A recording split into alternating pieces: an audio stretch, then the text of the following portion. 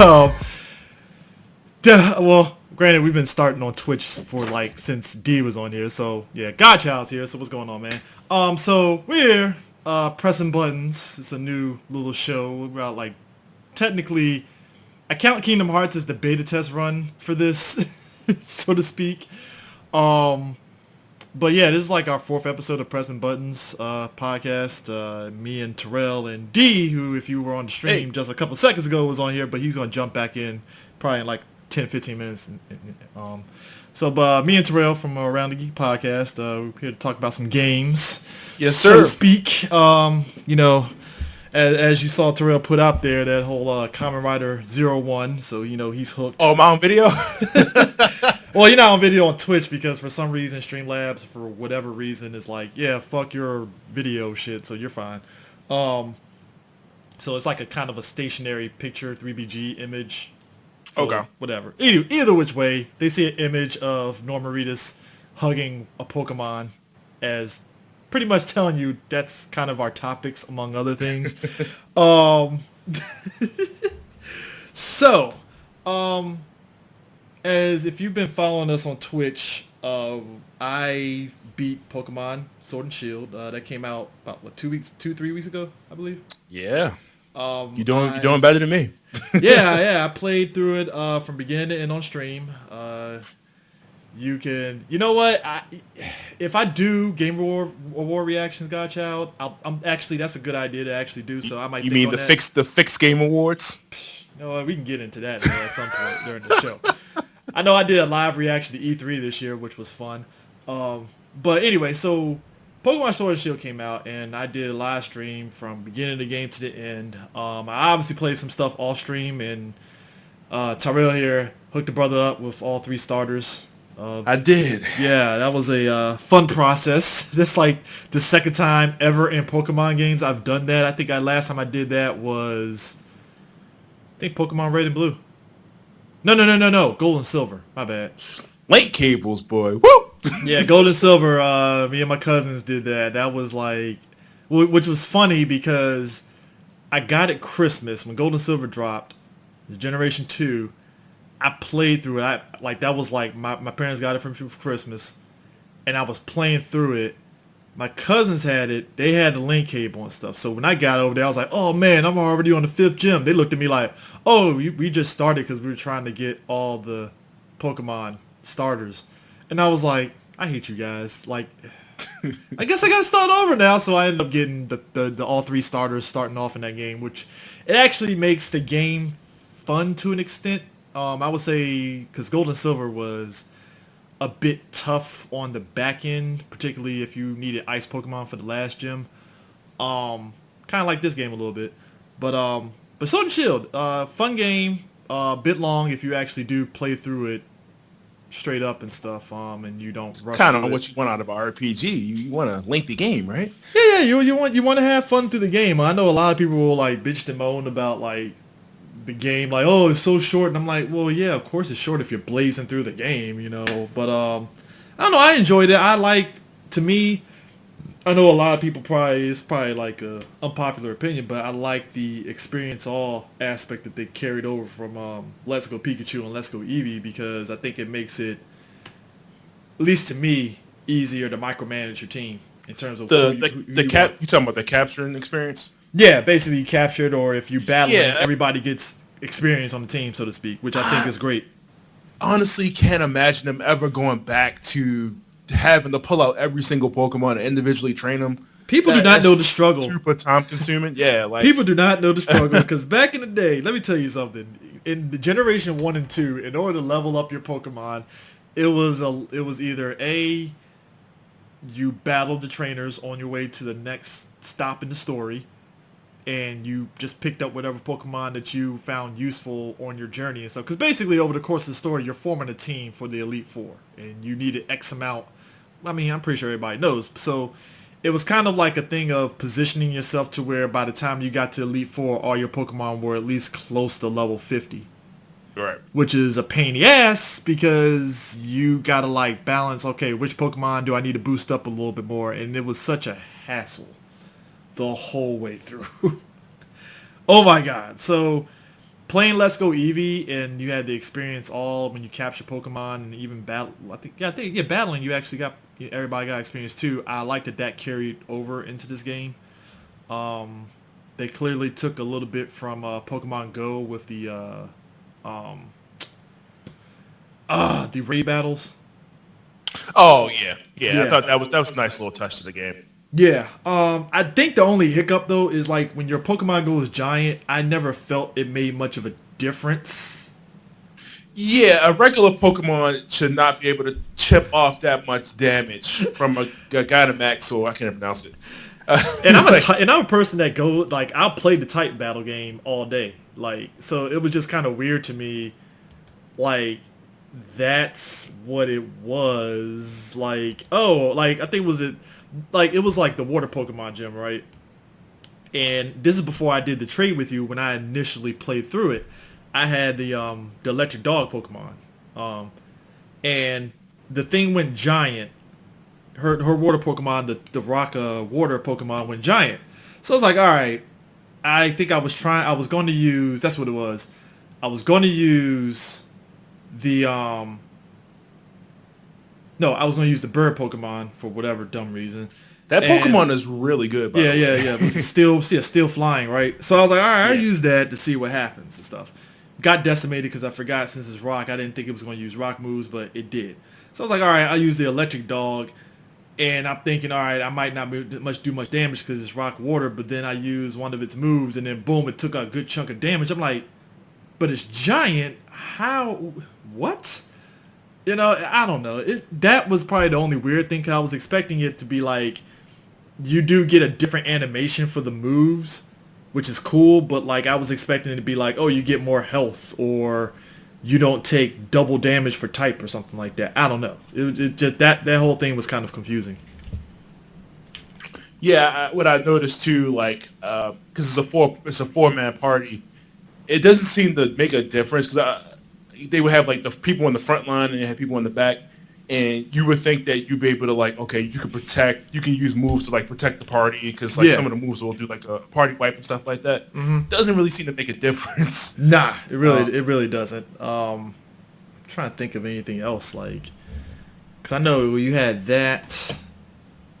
Like I said, the story. It's a lot of quality of life improvements. Just, I mean, you would have to be one of those people that play Pokemon from one game to the next to really catch the differences. One of them for me was having the Pokeball thing as a quick menu, quick button thing option. So I Yeah. can just press X to bring up Pokeballs instead of having to go all the way in the bag Yeah.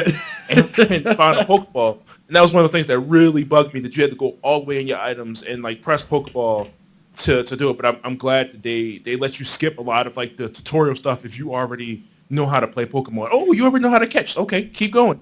Yeah, you You know what I good, you mean? good. Like, Which I mean, your rival in the game. It's kind of funny how he sits there because again, he's like, oh, you know all about type differences, blah blah blah blah. And I'm like, yeah, kid, this is not my first rodeo. Like, what are we doing here? Like, I know, like but that's just me being an asshole because it's like, oh yeah, I played this game. Of course, I got like type difference. Like, come on, like. which is crazy because like in the other games they would normally pick the opposite of what. So if you picked fire, the other person picked water, and he does not do that at all. Yeah, that was Like, weird. It's what I'll give the game credit with this. Like I think was it XY or was it Black and Black 2 that introduced like the dual types to kind of spice things up. I want to say it was Black. Oh. I want to say it was like Black and White. But like I like the idea of like dual types being a thing to where you're not guaranteed damage because like I said, you go back to Homegirl, she has a rock water. Electric works, but it's not like double damage yeah, because of the rock thing and stuff. one hit KOs. Yeah, it's not one hit KO, which I think is a pretty decent wrinkle because it forces you like, okay, I don't have a grass Pokemon, particularly if you use the fire Pokemon, which, surprise, surprise, the fire Pokemon is actually probably one of the better starters of the game. Even though all three are good, I think the fire one has more variety to a degree. That's just me. But grass one is okay. I like the water starter. And that was another thing, right? People was up in arms because the scans had got leaked about the Pokemon's evolution, the base Pokemon's evolutions. Yeah. And then all of a sudden now everybody loves him. Like, well, I mean, the fire. I mean, spoilers, but like the fire, his final evolution is he's literally a soccer bunny. Yeah. Okay, I'm fine with that. That's cool. That is. I am 100% fine with that. Like I think the water Pokemon, his final evolution is like a spy chameleon type thing, and then the grass final is kind of like a drummer motif, kind of like basically a gorilla with a drum gorilla basically and stuff. I'm like, all right, that's cool and stuff. The wild area. Okay, so the difference with this game too is that you can't catch higher level Pokemon until you get the respective badge for that level. Whereas though before you could catch them, but they just wouldn't fucking listen to you. Yeah. And you had to kind of roll the dice on whether, oh, well, maybe I might get it. No, you're not going to get it. It's not going to happen. Yeah.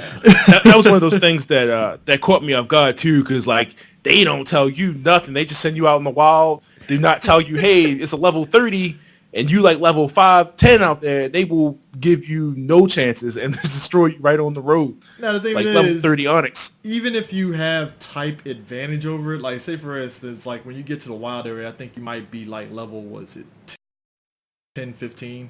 Maybe yeah. around there, right? Even if you have type advantage, so say if you had a water Pokemon and you're fighting a level 35 Onyx, I think the games of old, if you had the type advantage over it big time, it wasn't one hit KO, but you did a lot of damage. In this game, it's like, oh, you're doing damage, but it's not like crazy amount. But if you manage to beat that level 35 Onyx, oh, your whole team is getting beefed up on experience. So it's kind of like a gift and a curse in terms of like, if you do battle the wild area, it is definitely a good place to level up and stuff in parts of the game if you're really trying to like level up like that.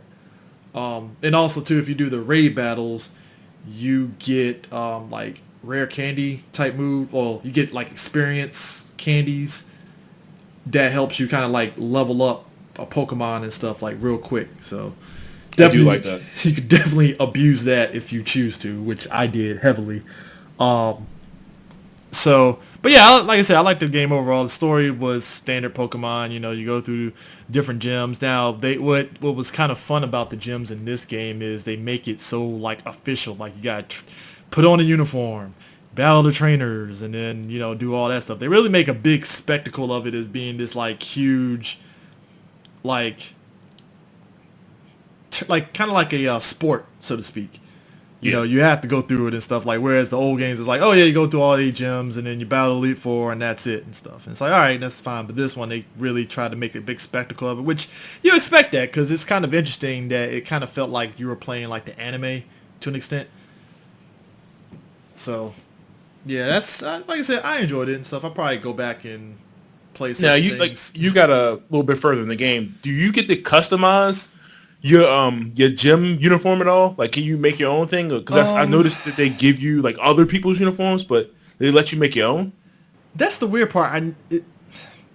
Like, you can wear the uniforms outside of it, but I don't know if you inherently see. I never tried to just wear the uniform and just roll in there. Maybe if you do wear the actual uniform, you can actually like just walk into the gym afterwards and stuff instead of training. So that could be a thing and stuff. I don't know. But yeah, overall, like I said, I enjoyed the game. Just like I said, I was kind of proud of myself. I actually played through the whole game and didn't rush and actually enjoyed it thoroughly and stuff. So now I was gonna say, you don't feel like you had to like press yourself through it. Like you was like, all right, let me just get this over with. Yeah, other than like when we did that trade and I was trying to get back to where I was at, I kind of sort of rushed, but I really didn't. It was just kind of like I was playing it on the train.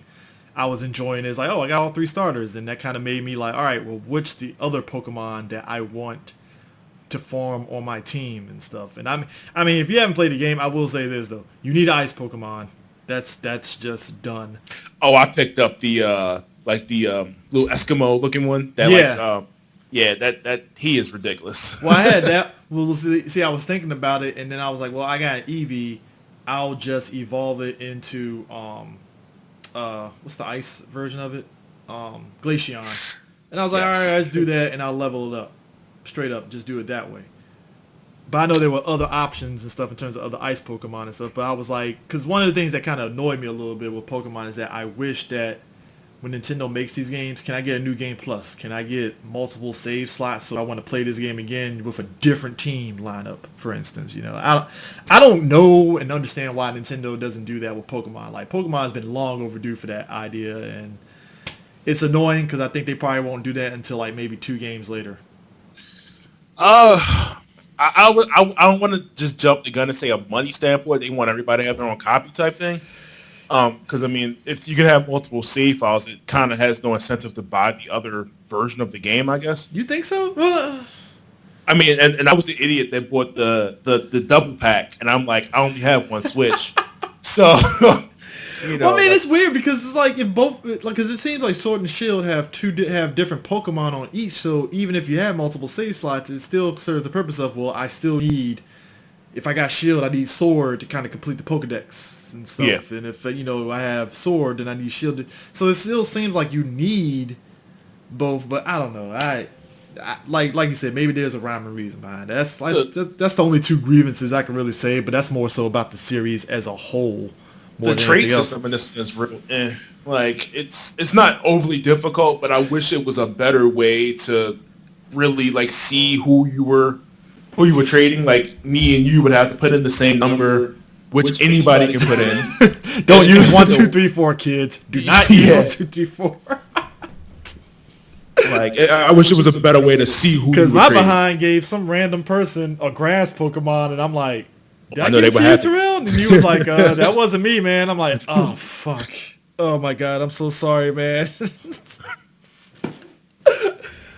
Oh, that was fun. I highly recommend, if you're gonna try to get starters, to go back and trade somebody that has pretty much the game finished. Because then you can just go back to the you can go back to the daycare with a Ditto, and probably just start spawning those off. Yeah, you definitely help out other people and stuff, and just be like, hey, start off with this, start off with that, and stuff. Because like I said, huh? No, I was gonna say like having the starters at the beginning definitely gives you more of a variety. To kind of like rotate through. I'm not gonna say it makes the game easier, but you definitely have, at least for the first 3 gems, gives you a good little advantage over the first 3. Yeah, 100%. It's fun, but like I said, I think when I got to the end game, like, not gonna say the grass Pokemon was useless. It had its moments and stuff. But I started noticing, I was like, oh, I'm using more of the fire more. I'm using more of this type Pokemon more. I'm using type that one, and then some of the other ones they had their uses, like the fairy Pokemon, which I think is the most weirdest Pokemon because its weakness is like, if you have a steel Pokemon, okay, you're beating it, and like at first I had a psychic Pokemon and I was like, okay, well, I don't really need this psychic bug Pokemon. I guess I can just wing it with this type, and yeah. Like I said, I know they introduced fairy in, was it XY? X and Y? Yeah, X and Y. Yeah, that was the last one that I played. I didn't play. They still got megas in this one? I thought the giant thing was this game's version of megas, to be honest. I feel like you kind of can't get rid of mega evolutions, you know what I mean? Like, well, that was weird because it's like when the Charizard, okay, so it's not really a spoiler because you don't know where in the game, but like one of the characters has a Charizard, and when it grows giant, it looks like his mega evolution form. Okay. So it's like, okay, so like you said, I was kind of like, dude, is Mega's gone or is it still existing? I don't know. I don't know. That whole debate. Because I know they're in Pikachu and Eevee. Like, yeah. If you play Let's Go Eevee, then you get a special Eevee that clearly can't evolve and stuff, but it goes Mega too and stuff. But Eevee is pointless outside of its evolutions. Yeah. I mean, for you though, like you playing Pokemon Go, I mean, outside of me and you bantering about like different things, is there anything else extra like you kind of like so far you kind of like or dislike or whatever? Yeah, I mean, it's man, I really not that Pokemon has just recently done this, but I really like the customization options are way better on this one. I think as far as making your character. It's not just light skin, dark skin, and white. Yeah. Actually, put some shades in between. Yeah. But the clothing customization, they started that off in X and Y. They have a whole lot more variety. I hate the platform shoes that you start off with, but the clothing is really good. Like you were saying, the global like events that they make out of these gym battles, like these big TV soccer battle gym battles that you have, make the battles really fun. The gym music is a hit in this one. The only I think it was like I wish they would make the rival a little smarter when they battle you. I mean, but I I'm guess not this don't Skynet, fix that. but yeah, it is a bit like lacking a little bit, you know, just Like a little bit. if I have, I mean, because sometimes like the computer, they'll heal their Pokemon and stuff like that. And it has been times where like, I thought I had the type matchup, and I'm like, oh man, like this is not working at all. Like the Pokemon is killing me. Like so. But so far, I really liked how big the world feels, man. I really liked. I mean, Pokemon designs really, as far as art wise, haven't really changed. But I really like this this kind of really open world RPG feeling that we have. I feel like the other ones have always kind of felt kind of closed in. Yeah. But this one feels really big. So I mean, I really like it. Yeah. So, Death Stranding. Have you been playing that, or do you even own it? Yes, I do own it. I bought it day one. All right. So, I am currently. I think I'm on chapter 5 or 6, I believe. 'Cause I've been slowly going through the game. One of the things that I noticed off break is that I don't think anybody on Twitch wants to watch anybody play Death Stranding. Like, Not a fun game to watch.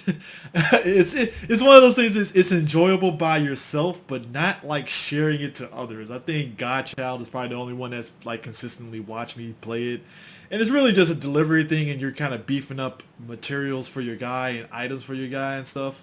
Particularly once you get to Lake Knot City or whatever and stuff, and you get vehicles and all that stuff. It like the game starts opening up a lot more. And then I started realizing about Death Stranding, I get what Kojima was doing, because one of the key aspects of it is, if you're online, you reap the benefits of a lot of things people do. So the general outline of Death Stranding is it's the future.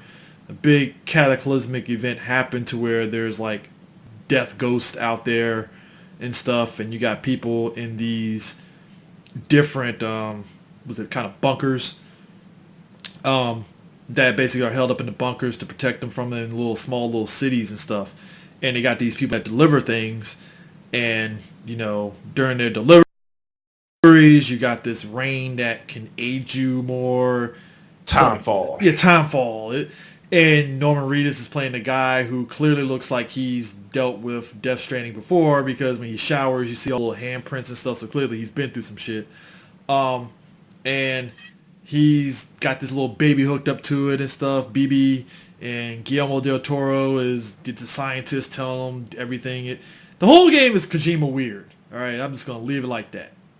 Kojima without a leash. Kojima without a leash. And the gameplay itself, it was funny I remember when the initial trailers for this game came out, D was the one that was like, oh, so this is just a walking simulator. I was like, I mean, I can't sit there and confirm or deny that you're right, D, but you're probably right on that one. So, I think the trailers never showed any gameplay, if I remember correctly, right?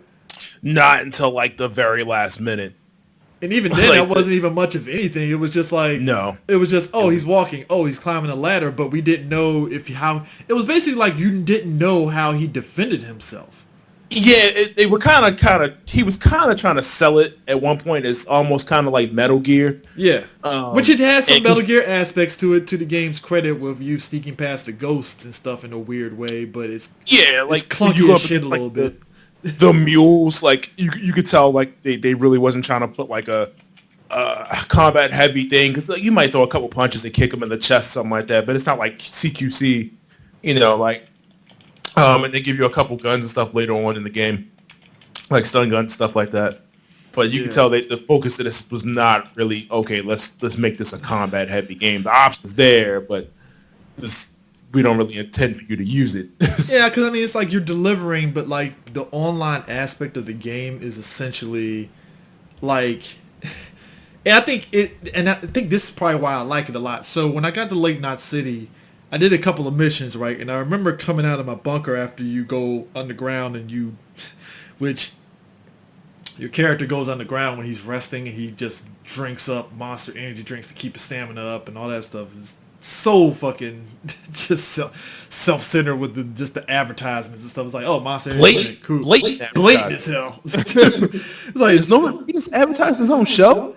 I don't know. Yeah, he is. He's that AMC Like the motorcycle motorcycle show. I'm show. like, what? So I got out the bunker, and all of a sudden I got a notification. Oh, blah blah blah, built the road, and I'm like, there was a road to be built, and it was right after I did the mission where I paved one part of the road, and all of a sudden, apparently a bunch of people paved the rest of the road, and I'm like, okay, I see what Kojima was trying to do, and it's the whole aspect of kind of like everybody is working together to make it easier for the next person to get through the game, kind of thing. Mm-hmm. That's what I think he was trying to go for, which, okay, I see where you're going, and it works to a degree, because don't get it twisted, there were parts of the game where I'm like, how do you expect me to sit there and travel all the way to hell over there with all me traveling through rocky roads, especially because once you get vehicles, it makes it much easier to travel and stuff. But it's like there's certain parts where it's like, okay, how am I supposed to get across the water and get all the way over there down to this farm and deliver all this stuff? And then you start realizing, oh, people are building bridges on certain sections. So it's kind of like the game is trying to put you in different ways to get there and stuff. And it's like, oh, okay, cool. I 100% get it. So how does that work though? Like, do they like group you in the servers or something like that? I think because I feel like if they do that, the game will be cluttered as hell with like hell ladders and like random like post box spots. Like I was trying to figure out how exactly it works for other people to be in the game, because I see the signs and stuff. Like when you go into like on the road, you'll see like people's random call signs and stuff like that. Yeah, I mean, But I don't know if it's on different servers. I don't know. It's just it. I mean, like I played it the other night, and I had noticed that somebody had set up one of those zip lines in the direction that I was going in, and I was like, oh, okay, cool. Like this made it much easier. And I don't know if it's on a different server, if it's like set up like World of Warcraft. I don't know. Yeah. But how far are you in it? Where was the last thing I did? This is not a spoiler. The president in the red dress. Okay. You have to. I just delivered like the Cairo 3D printer thing. Oh, okay, okay. So I think you might be a little ahead So of me. No, it's not that far. Okay. This is like right after you first interact with the mules and you sneak in the camp. Oh, okay. And they play like that super like dreadful music as you like, try to sneak around. Which, again, to the game's credit, once you start getting weapons, it's like, oh, okay, this is actually pretty fun. It feels like Metal Gear Solid 5-ish at spots. Yeah, that's what I found weird. Like somebody was like, yeah, do you get weapons in the game? But I'm like, you can't kill people though, right? Like, because if you kill people, it sets off a Nova bomb. Like, I mean, I don't know. It's weird. It's like the game gives you. There's one point in the game. Again, it's not even spoiling it. Like you get weapons that draw from your blood, but you also get regular weapons too. You get grenades. You get these things, and I'm like, so you can kill people, I guess. I mean, but you also get a bolo gun, which is like hella easy. To be honest with you, that's like the easy win anyway. You just aim it, shoot it, done. You know. And it just ties them around, and you just kick them while they're on the ground. They're knocked unconscious. That's all I need really to get is that and stuff. But yeah, I think you get it at one point in the game anyway. So, but yeah, I don't know. The game, like I said, I'm enjoying the game, but like I realize streaming it and stuff, it's like nobody wants to watch this bullshit. Like anybody want to watch me deliver some packages? Oh no, Godchild would tell you like. He was like, there was a couple times where he dropped out, came back in, he's like, oh, you're still delivering packages. I was like, yeah, I'm still delivering packages, but it's worth At it. least Kojima was nice enough to give you a decent soundtrack to walk to. You know what I mean? Like, well, look, I did it in the earlier parts of the game, but like I said, when I got to Lake Knot City, and I think actually when you get before you even get to before the first boss, you actually get a motorcycle. Once you get to Lake Knot City, and it's like, oh, I can just 3D print out a fucking vehicle. All right, well, I'm not walking anymore, and I did not walk whatsoever. I was just biking it the whole way. So, I don't know. I mean, yeah. It's like, I mean, I don't know. It's weird because it's like it's funny to me because they put up like the Game Awards, and one of them was like Death Stranding for Game of the Year, and I was like, it's a fine game, but I don't know if I want to say it's Game of the Year material. Is in every category, dude. Like every category. Like, I don't know. It's weird because I appreciate Kojima's way of being out there in terms of what he's doing. It's hard for me to sit there and say, oh, it deserves Game of the Year, awards. It's really hard for me to say that. It really is. So would you say that's because you haven't like fully finished the game, so you haven't like grasped it in this entirety? Well, it's not just on gameplay alone right now. You like, nah. I mean, I get it because like it's one of those situations where I was one of those people that felt because like okay, so right now Game Awards and stuff, I don't put much stock into it, but because to me, the way we are right now in terms of gaming, in terms of the news and all that stuff, I think me and you all have, and everybody else, we've all seen the evolution of where is there a point of E3 when everybody's at home on Twitch, and is there a need for me to actually go to E3 when I can just watch it from home? Other than maybe get the demo, but even then, a good chunk of gaming companies give people demos if they couldn't make it to E3.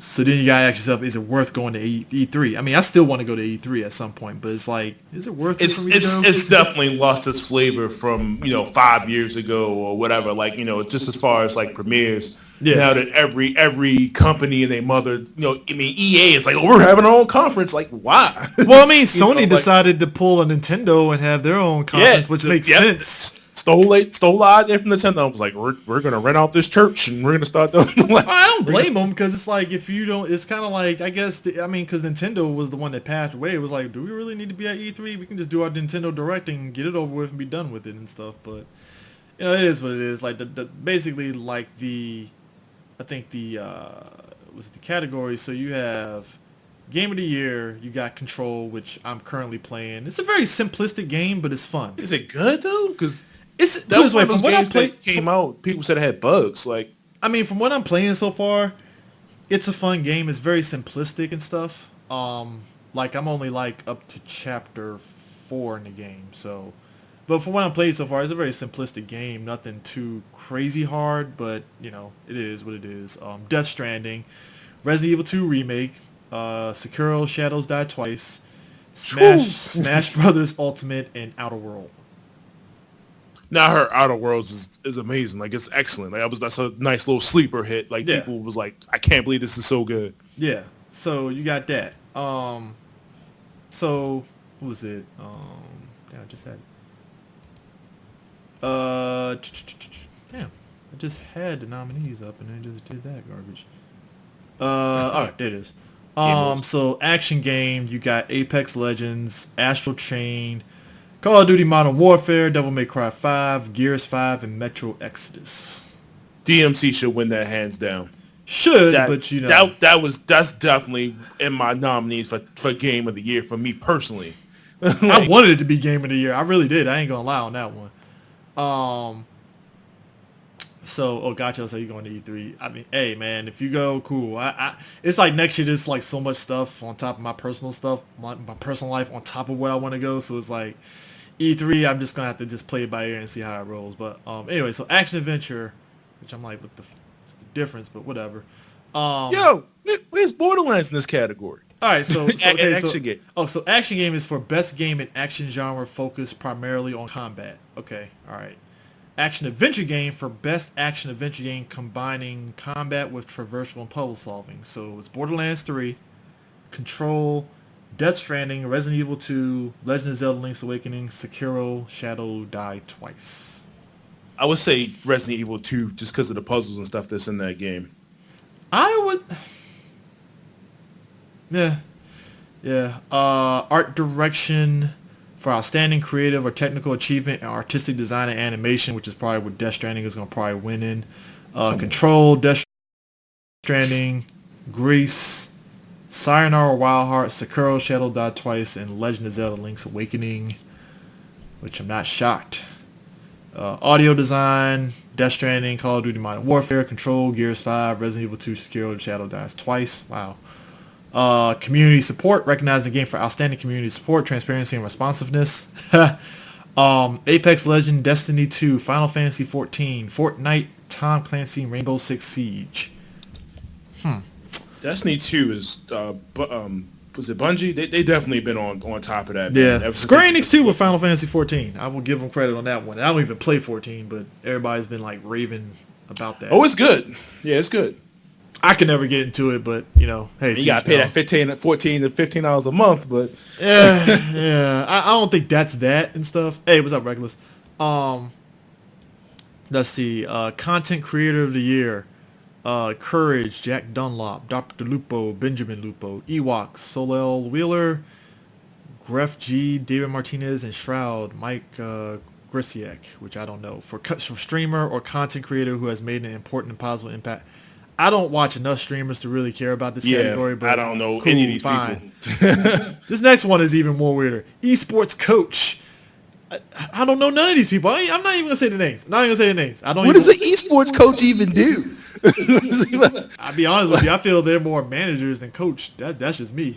Here's an extra Gatorade game fuel. I'm not going to be an asshole on that one. It's like, what do they do? Nothing.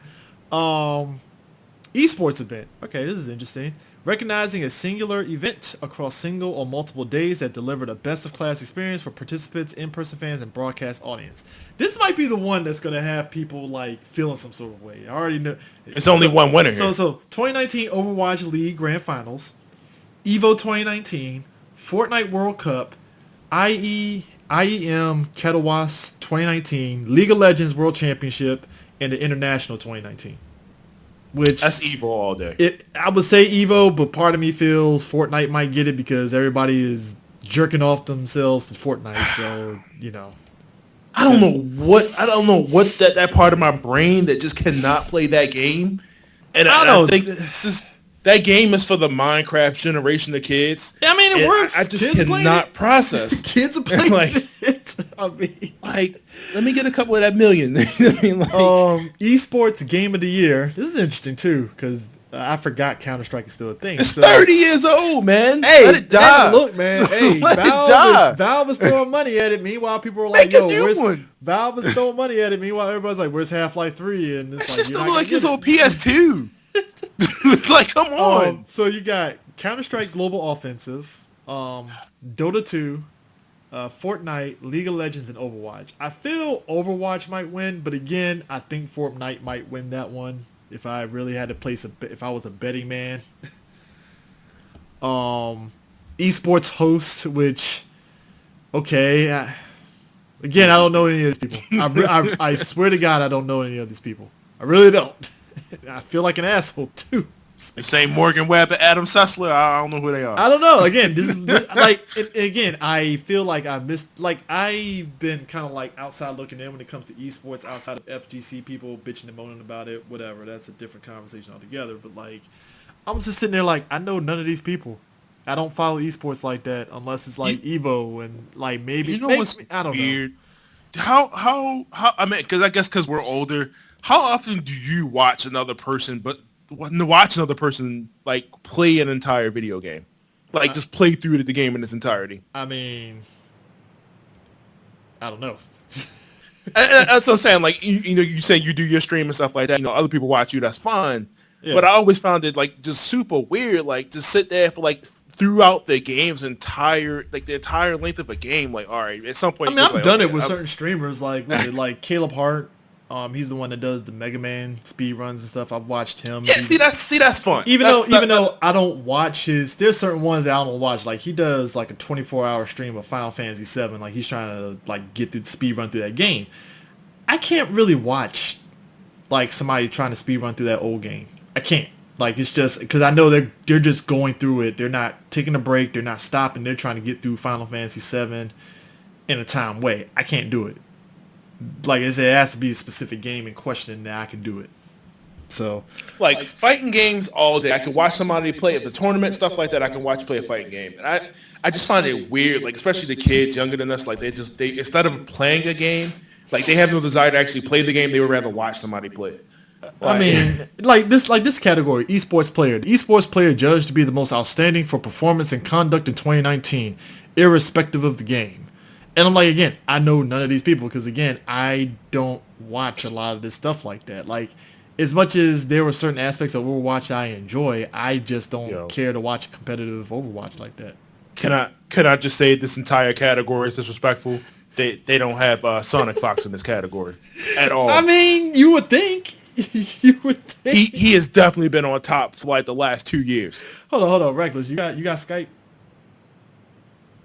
Absolutely ridiculous. I mean, I don't know, man. It's just weird. So, again, esports team. I only know a little bit of it because I know Rick Fox owns an esports team, and there's an esports team in the DC area. Wait, what? Yeah, Rick Fox. Rick Fox, the basketball player. Yeah, he owns an esports team. He's on the esports team for a while now and stuff. I think it's Echo Fox. I think he owns. Yeah, Echo Fox is the team, I believe. I think. Wow.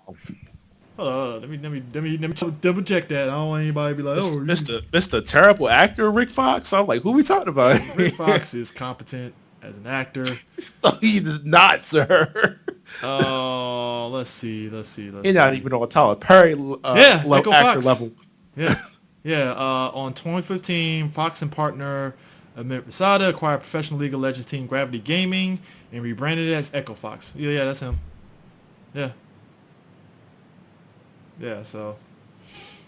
So he owns that and stuff. Wow. Oh, man, Godchild said Offset owns the esports team. Yeah. Offset? Yeah, Offset. He owns the esports team. Yeah. Let's see. So, yeah. Family game, okay. Best family play, irresponsible genre platform, Luigi Mansion 3, Ring Fit Adventure.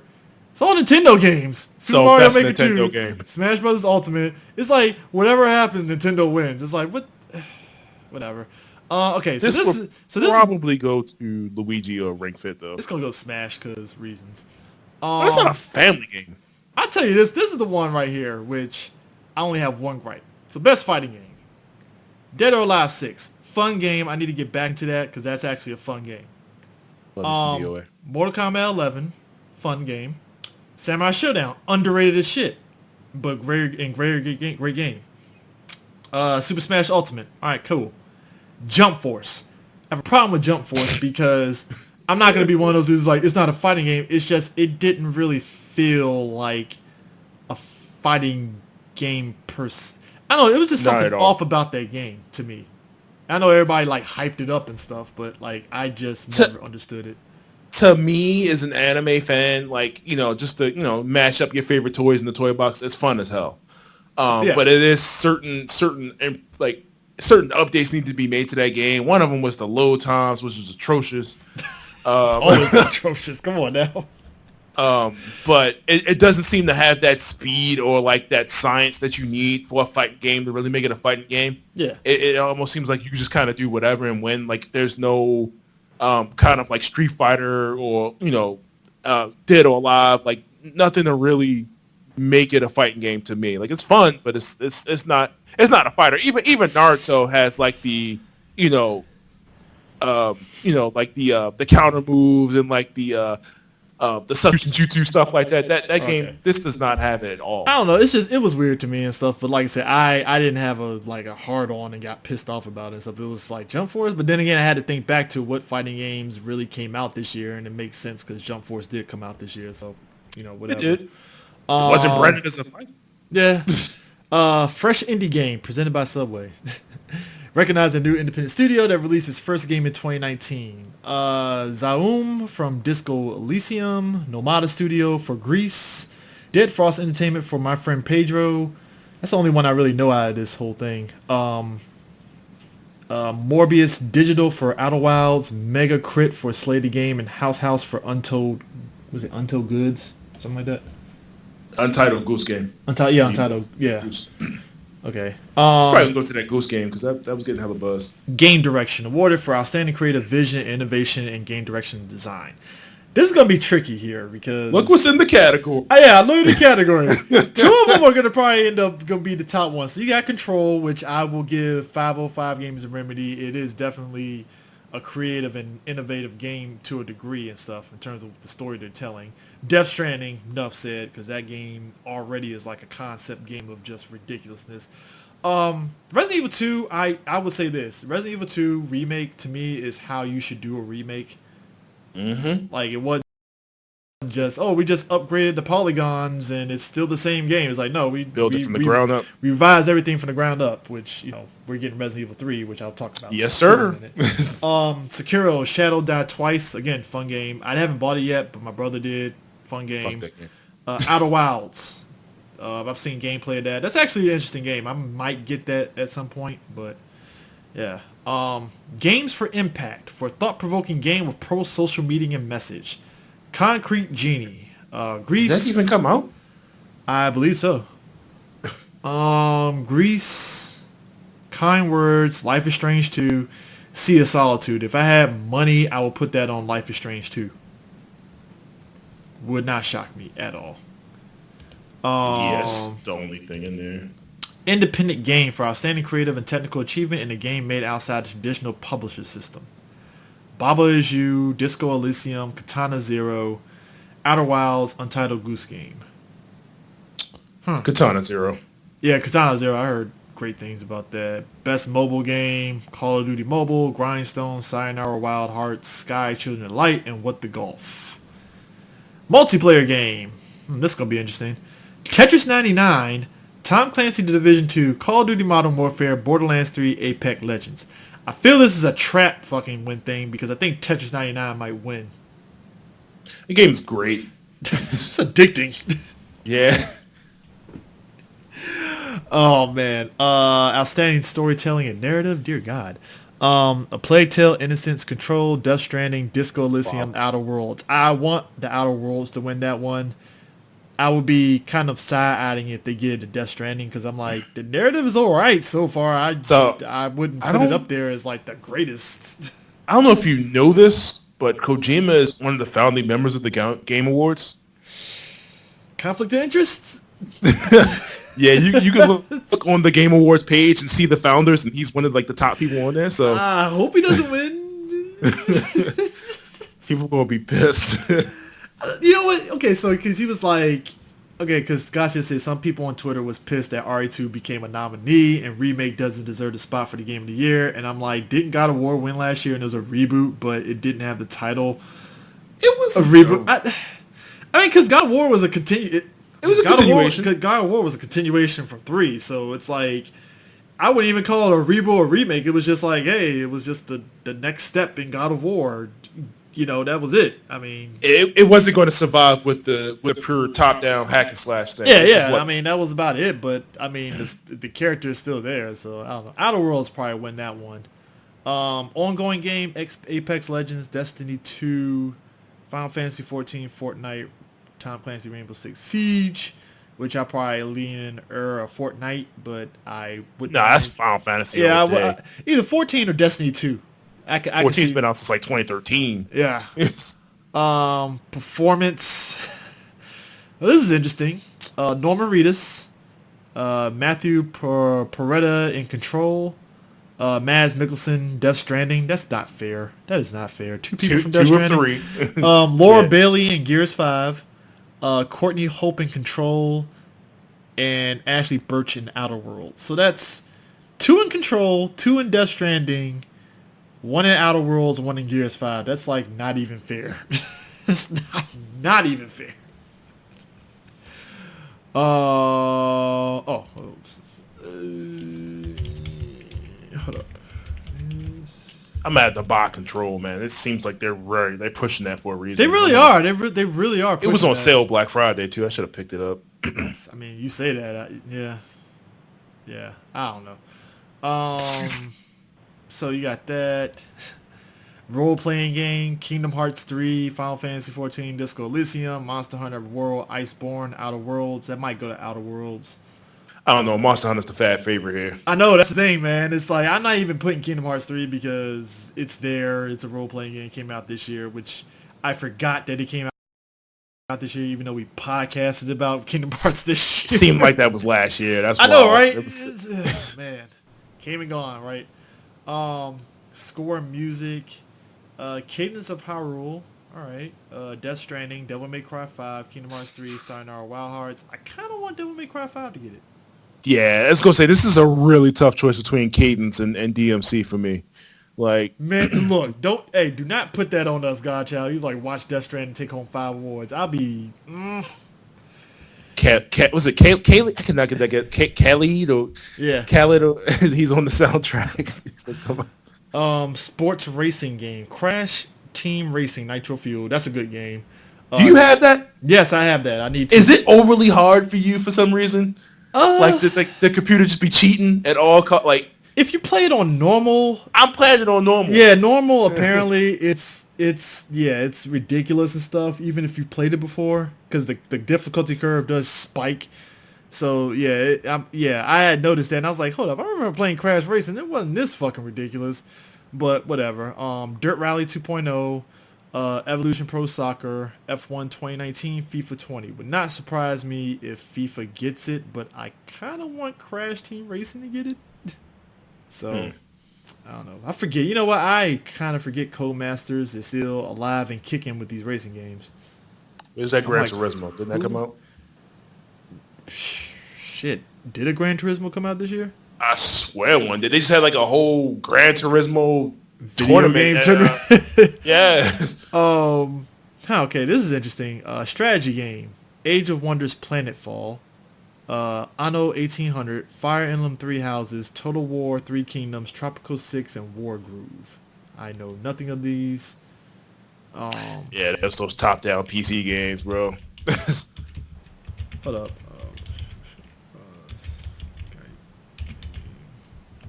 See. All right. Fire Emblem. Let's see. Fire. You know what? Fire Emblem. If I had money on it. VR AR game. That's gonna be interesting. Asgard's Wrath, Blood and Truth, Beat Saber, No Man's Sky, Trover Saves the Universe. I want to say No Man's Sky because I've been hearing they've been getting free quality of life updates, and I'm kind of tempted to buy the game now because everybody's saying it's actually really good now, and I'm like, that should have been in the community support category because I know, right? They've stuck with it. I mean, and that's it for all the categories.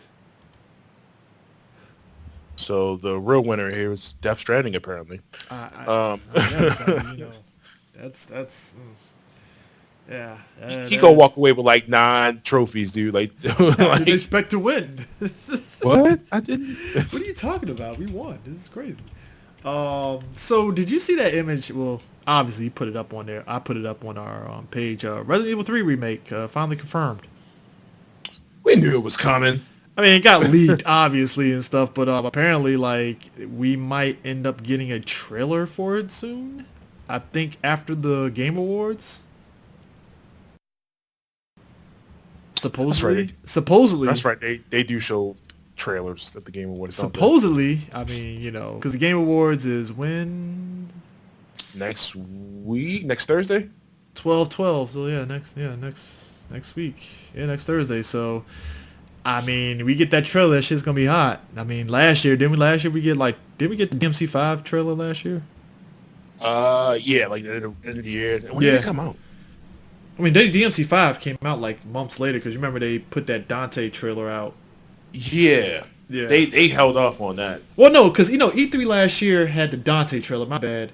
And the Game Awards added something else to the trailer for it because the release was happening like right around the corner. So yeah, I wouldn't be surprised. I mean, apparently they said Resident Evil 3 remake. They've been working on it since like the end of the RE2 game cycle, so that doesn't entirely shock me that they've been doing that for so long. So, confession, I've never played Resident Evil 3. I've played every one but. You never played 3?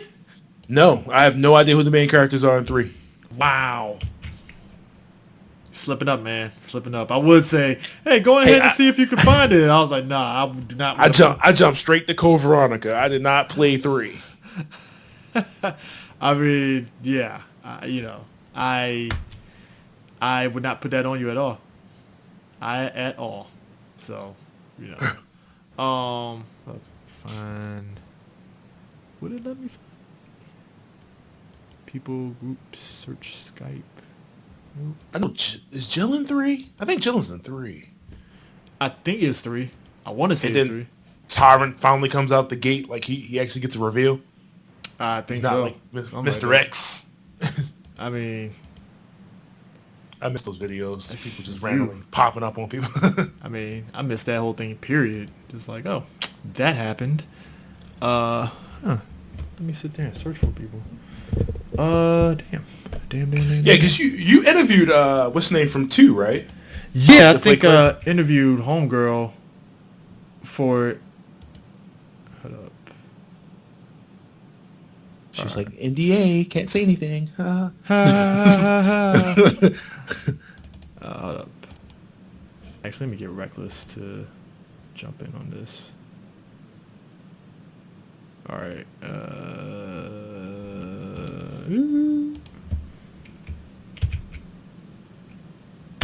Alright. But yeah, I think I interviewed her. She voiced Claire. Claire. Yeah. Yeah, so yeah, I mean, I'm gonna be interested to see who they got voicing Jill, to be honest and stuff. It's Jill and Chris, right? In this Or one, some other dude. no, in 3 it's Jill and I believe Carlos. How's Carlos? Yeah, Carlos is the other cat that was part of the mercenary umbrella team. He must Basically, have died. Cause I don't think he died. I'm trying to remember how, because this has been a while since I played Code Veronica. Damn. And I'm trying to remember. Hold up. We're online. Might as well look it up real quick. Because I believe he did survive. Because just like Billy survived in RE0. I'm trying to think. Like, the characters ain't never mentioned again. Yeah, Carlos Oliveira. Blah, blah, blah, blah. Carlos last escape. They witnessed annihilation was drafted. Jill and Barry went to hotel. At this point, Jill got... Oh, yeah. So, yeah, he survived the whole way and stuff. But it wouldn't surprise me if he attempted to try to, if they do something extra with it. Because if you think back to the Resident Evil 2 remake, Yeah. they expanded on a lot of stuff with Homegirl escaping from Old Boy inside the orphanage, and they added certain segments for Ada to do more and things like that. So it wouldn't surprise me if you get more stuff with Nikolai and a lot of other characters and stuff. And also Carlos in terms of the way, because in the game Carlos has to find a cure to cure Jill because she gets infected, and it's a section where you have to kind of use him and stuff. So, but also too, I mean, the aspect of... Now, hold up. So, I mean, because all those games are canon to each other, right? Yeah, basically, Resident Evil 3 took place during Resident Evil 2, just in a different part of Raccoon City. Because whereas 2 was all in Raccoon City Police Department and the sewers and the underground facility and stuff, 3 was literally in the city of Raccoon City, and basically you see the nuke get dropped in 3. Well, Jill becomes a super soldier in like 5, right? Yeah, 5. 5, she's a super soldier, and then she gets cured of the super soldier thing and stuff, and she's a normal person. Okay, That, so, okay. Yeah, so they because I think I forgot the name of it. Yeah, RE0, RE1, RE3. Well, it's RE3, then RE2, then RE3 again, because like you when Jill passes out, she wakes up like some days later, and it's like right during but yeah, that whole, like I said, the whole debacle. Well, I'm back. All right, Rail's back. You back, man? I'm back. All right, cool. All right. The hell? Did not want that thing to get that big. No. Uh-huh. Bam. All right. Nah, but anyways, yeah, I don't know what they want out of Resident Evil 3 remake in terms of how they're going to go about the story and how they're going to go about like everything in terms of the gameplay. Because like I said, everything with Jill was standard and stuff. I know they might. I don't know if they're going to actually. If anything, I don't know if they're going to change up on how Nemesis is going to be. If it's going to be basically like an extended version of Mr. X. From what it seems like, and when I played Resident Evil 2, they might go that direction because what I love about Resident Evil 2 with the remake is that it was a complete reimagining, even though it still kept the same core story. Yep. I would just say my only complaint was Mr. X was in almost every location. It wasn't like in the original one where he'll pop up every now and then. He felt like it, you know. Yeah, and Nemesis, Nemesis popped up every single time. So it looks like they did a whole switcheroo. So what I'm assuming is if Mr. X was Nemesis in RE2 Remake, then Nemesis is going to be Mr. X in RE3 Remake, where you're going to see him every now and then, and he's going to scare the shit out of you. I mean, got to. I mean, that's the only way that whole thing's going to work anyway and stuff, if you have that and stuff. So, yeah, that is the thing that happened and stuff. What I want to know is if because we know this when this game comes out, it's going to be a success. We all know that. It's going to make money. We know this. I've said it before, and I said it before, like, I honestly prefer RE3 Nemesis to RE2 just originally because of the mechanics they put in that one where you can have Jill dodge and shit. I'm wondering if this game is a success. Will they remake Code Veronica? Because Code Veronica really... Well, you already know they're going to do that. Come on now, man. That's a really good game. That is just common sense here. You know, Capcom likes money. They're going to be like, oh, shit, all right. Because you already know if they're going to make RE3 remake, you already know as soon as they're like deep in development on RE3 remake and it's close to being done. All right, guys, we're going to do Code Veronica next and we're done. Because you can't really do my only RE5. issue with that is Capcom being stagnant on new ideas. They're just going to hit the remake well and not come out with anything preceding the last Resident Evil that came out, which was the first person one. I mean, could you say stagnant, or would you just say hey, we're trying to stuff our coffers until we can get something else? I get that. I get that. But I mean, like, how long can you get away with doing that? You know what I mean? Like, is that where the future of the gaming is? Like, everything. I think I might have an answer to that. It's until everyone forgets Marvel Infinite and Street Fighter V and how much of a mess both games were. I mean, you got to blame both parties on that one, man. That's like Marvel was trying to play Control, Capcom was trying to play Control, and nobody wanted that. Like, there was like it wasn't even not even 2 months. Like, they just straight cut support. Like, okay, yeah, we're done. Here's the costumes. Yeah. No fighter updates, no rescaling, no nothing. Like, it was just Yeah. Game broke. Like, I remember I covered a story on my podcast because Capcom was swearing like, okay, we're gonna make the new update to Marvel Infinite will be Marvel 4, and I'm like, boy, please, y'all ain't gonna make Marvel 4. We already know. Like, don't get me wrong. They could if they wanted to, but that costs money.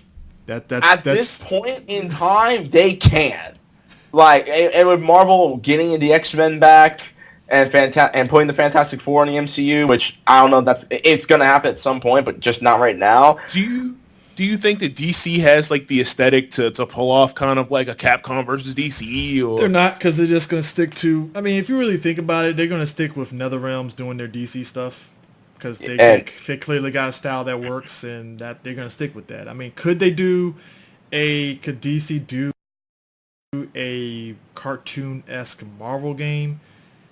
Yeah, but are people going to really dig it? Maybe.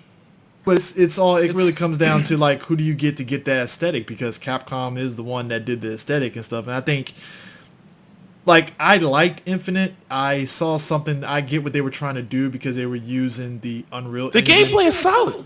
I mean, yeah, it was better. To me, gameplay was better than Marvel 3. I think they needed to polish up the visuals because I know they were using the, was it Unreal Engine on that one? Yeah. And I think if they polished up, because I get it, because Devil May Cry 5 uses the Unreal Engine and it looks really phenomenal. I think if they had more time, which that's really what came down to it with Infinite, was they rushed it. They had the base of something there, but they rushed it just to get it out, and they didn't really need to. They try to rush it to get it out in time for Evo, which I think a lot of Capcom really has that issue where it's like, we're going to rush this game, fuck polishing it, fuck updating the roster, I mean, like Street fuck Fighter Cross nerfing and Tekken? buffing. What game? You mean like Street Fighter Cross Tekken? What game? Yeah, you're I right. forgot that came out. You're right. You're right. Even though it was a good game, and the potential of it to be a really good game, it was there. Tekken Cross was Street just, Fighter. Yeah, which, I mean, look, everybody, I think Bandai is playing it smart with their Tekken Cross Street Fighter. Like, look, we're going to give you Akuma and Geese, and y'all just going to have to wait till we figure it out. There. I'm just over here saying, why doesn't Capcom just squash it and just give me Rival Schools 3? Stop I think bullshit. it's just the money aspect of it. I think it's the aspect of, is it worth our time to give people a, like Rival Schools 3, are we going to make our money back? It's kind of like everybody wants them to do Darkstalkers. And I'm like, I get it. It's the both in these niche games. I get what you're saying in terms of money. And I don't want to use that as an excuse, because I feel you can market any game, but I think in order to like really put those games out there to the degree that it could be out there, you have to kind of like, but which is weird because Arc Systems can put out Guilty Gear like it's nothing. So, I mean, I don't know what the process is for all this stuff, to be honest. I'd say like this, though. It's like, you can't give us a Rival Schools 3, but you're going to give us another fucking edition of Street Fighter 5. And you like, y'all, and not even like fix on the stuff originally that was an issue with Street Fighter 5. You're just going to keep giving us the same damn thing. Yeah. How much money are you making on freaking Monster Hunter World? You mean to tell me you can't take a leap of faith and be like, you know what? Let's revisit a very obscure game, and let's make some good stuff with it. What was the issues with Street Fighter 5? I mean, the launch, put it this way, the issue with Street Fighter 5 because I mean, by the time they got the arcade, like it was all well and dandy. Everybody was riding Capcom nuts. The initial Street Fighter 5. It's not a bad game, but the initial launch of the game is what I'm not gonna say it tanked because it sold well enough for them to keep doing seasons. And it was the flagship game for Evo. So, but I think the issue with Street Fighter 5 was when you got the game. If you were a person that likes playing versus and stuff like that, you didn't mind the initial launch of Street Fighter 5 because I can play with other people, I can go online. Right. I didn't mind the survival mode and stuff like that. But like, if you're a person that just wants to sit down and play the game, there was no traditional arcade mode, and you were stuck with just survival mode and that crappy, half-baked. I'm not even gonna say story mode, but it was, I guess, story mode. I don't fucking know. So, and it wasn't until they started ramping up on season 1 that it was like, okay, finally you're bringing it out, and then they gave us that long story mode that was okay. I played through it. I don't think anybody gave a shit, to be honest, and stuff. And then as it started ramping up, it's like, okay, you're finally bringing in some new gameplay and bringing all this stuff to get fight money. And then now you got Arcade Edition, which is like, well, hey, this is worth it, And other people that may have been on the sidelines, like, okay, I'll get Street Fighter 5 now and play it since it's worth it now. I don't have to spend all this money on new characters. I'll just buy that. Which, that's a pretty smart idea. I bought Ultra Street Fighter 4 to get all the characters, and it was around the time the Omega mode came out and stuff like that for free. So I can see why. I think I'm just being biased because as much as I love Street Fighter 5, I liked it for the gameplay, but I just couldn't get involved in it. I really couldn't. I mean, in breaking news, apparently Kingdom Hearts 3 DLC is dropping next month. Does anyone really care though? I mean, you probably do. I mean, it's new content, which is shocking that they actually have a date in hand for it, considering Kingdom Hearts 3's status and stuff when it was being made.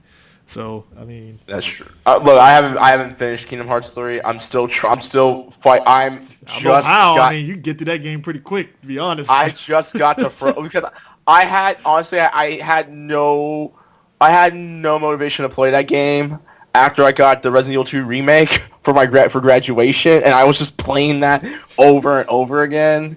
So that's just me. I mean, yeah, it's Only reason why I'm still playing is because people were like, "Dude, play Kingdom Hearts 3," and I'm like, "Fine." I kind of want to platinum that game. I do want to go back and platinum Kingdom Hearts 3. Like, don't get me wrong. And I think they just dropped a trailer for the DLC that's supposed to be coming. Yeah, that's what I was talking about. They just announced a date for it, and it was the DLC and stuff. Is it free? I don't know. Oh wait, real quick, CJ, did you cover the fighting game nominees for the Game Awards? Yeah, me and Jarrell, we talked about it and stuff in terms of Jump All Stars. I was like, Alright, let me say something. Jeff Keighley, nigga, okay, what made you think giving Jump Force a nominee was a good idea? Probably because the dearth of fighting games that came out this year, it's like, well, I guess we give it the Jump All Stars because there really wasn't much in terms of fighting games that came out this year.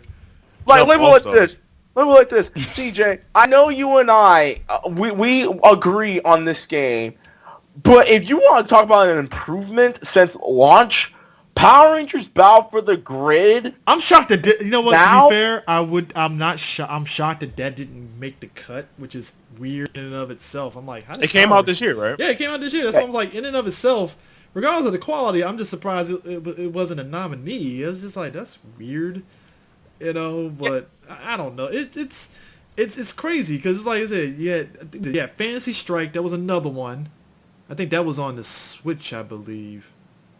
What other games got nominated? What other games came out this year? I think in terms of fighting games and stuff. Fighting games. Yeah, fighting games. The only two that was missing was Fantasy Strike and like Battle for the Grid. Everything else came out this year too. So it's like Battle for the Grid can suck one off trying to get $30 for 3 characters. I mean, it went up in the roster now. I told Prime, I was like, I might jump back into it and stuff. But it's just, I'm gonna jump back in. Like, they've done enough for me to be like, okay, y'all are actually listening. Unlike your sister neighbor, which is Legacy War, which I won't get into because I stopped playing that shit like a year ago. Everybody and their mama was playing Legacy War and stuff, but then they felt like Battle for the Grid was Legacy War, which. Surprise, surprise, it pretty much is. Okay, the biggest difference is I am not paying for a chance to get a fucking Ryu Ranger, which in and of itself is one of the dumbest ideas that I have seen in a video game. With Capcom. I mean, hey, they did a lot of rollout for this. No. Ryu survived the vacuum of space fighting Azura. The motherfucker fought Akuma to a standstill after Akuma tried karate chop an island in half, and fought Galactus. What the hell does he need to be a Power Ranger for? I mean, my ex-girlfriend will not leave me alone, but I'm like, you are biased because you have a crush on Ryu, and if he was real, we know what would happen. So, I mean, but like they rolled out a lot of promotion for that game. I do remember that much and stuff. So. That short that Superpower Beatdown had, that was flame. My only issue, Ryu should not be a Ranger. Like, I'm sorry, he could fuck up Zed's shit by himself. Yeah. With no. Yeah. I just wanted to get the Quantum Ranger for free. I shouldn't have to pay for it. That's my only argument. Hey, I'll say this right now. The fact that the Quantum Ranger is just Virgil because Daniel Southworth was just having fun with it I'm like, you know what? I'm motivated to buy this guy, Kruger, Zed, and the Gold Ranger. I won't for anyone else. Just those 4. You don't know how stupid I felt talking to Johnny Young Bosch. Like, oh yeah, I didn't know the Quantum Ranger was. Side note, Johnny Young Bosch, he's the new voice of Broly. If you don't know, it's kind of spawning out of the Vic Mignogna situation and stuff. I'm not even going to touch that shit. You can Google his name and figure it out from there. God bless Johnny Young Bosch. I'm glad. I honestly, he's the right choice. It sucks what happened to Vic, and both sides of the parties are dumb in this situation.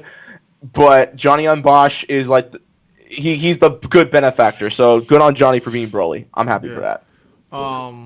So Guilty Gear, I think the creative director, there was some people that got some hands on the game because I'm trying to think, is Tokyo Game Show happening? I didn't already. Yeah, TGS already happened, right? Yeah, it already happened because they showed a they showed a new trailer for Final Fantasy 7. Okay, yeah, it was a couple months ago, but yeah, because the only reason I saw that I was like Tokyo Game Show and the trailer, I was like, well, that's a different. Anyways, so the creative director for like Guilty Gear was pointing out like I guess some people got hands on Guilty Gear Strive, and they were talking about how like they made it easier for people to play the game, which I'm like, I don't know how you can make the game any easier to really play and stuff, but I don't know. I mean, I like I said, I don't know if it's for all intents and purposes, I don't know if they're really kind of departing from the usual Guilty Gears thing, but we'll see what they mean by it because it feels very vague the way he said it. I was like, okay, Guilty Gear's always been a game where it was like, okay, you can learn these 3 buttons. And then, it slowly evolves into, you just not wanting to pick the game up anymore. Yeah. Case in point, Dragon Ball Fighters, it's okay, you can learn a couple quick combos or whatever, but then if you don't start picking up those chain combos with your support characters and you're dead. It's no point in you playing the game. Like that's the type of thing where it's like, if you get put in a chain combo, put the controller down, you're not getting back up. Yeah. Like Guilty Gear has like a thing where you could break out of a combo. Yeah. Dragon Ball does not have that. Once you get caught, that's it. I mean, you can break out of it, but you have to do the sparking move in order to break out of it. No, the sparking doesn't even get you out of it. I thought the sparking does. It's just you're kind of sacrificing something if you break out of it. Sparking does not get you out of it. You have to hit the ground.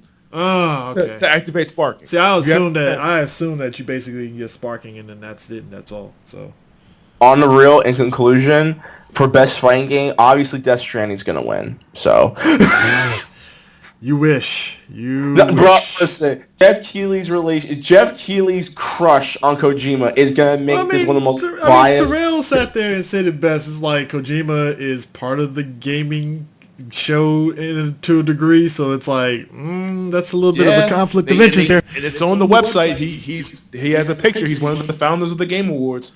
So well, we know what. It's gonna be a nice night of drinking on next Thursday for sure. I mean, trailers. I mean, take a shot every time Death Stranding gets nominated and wins. I mean, might as well and stuff. I mean, I don't know. It's weird because like with them releasing Gil for Street Fighter V, I think a lot of folks are kind of curious of what else is going to be added to the game. Are we going to get Sean in full form? Or are we going to get Yun and Yang? What's his name, sister? Laura's brother, Sean. I don't know. So if you notice, they just released the $25 upgrade because you get. Well, they didn't release it yet, did they? No, you can pre-order it. Oh yeah, I'm about to say, don't say that. I'm about ready to say, fuck this show and download it right now. You said that. I was like, I got it, so you can spend 20. I think if you go to the store, it's going to be 30, and you get everything, right? So, but you can get the $25 upgrade, which gives you Championship Edition, but they give you everything. Yeah, basically, it's like if you didn't spend your fight money on all the characters, you basically get Season 1 all the way up to now, plus Gil.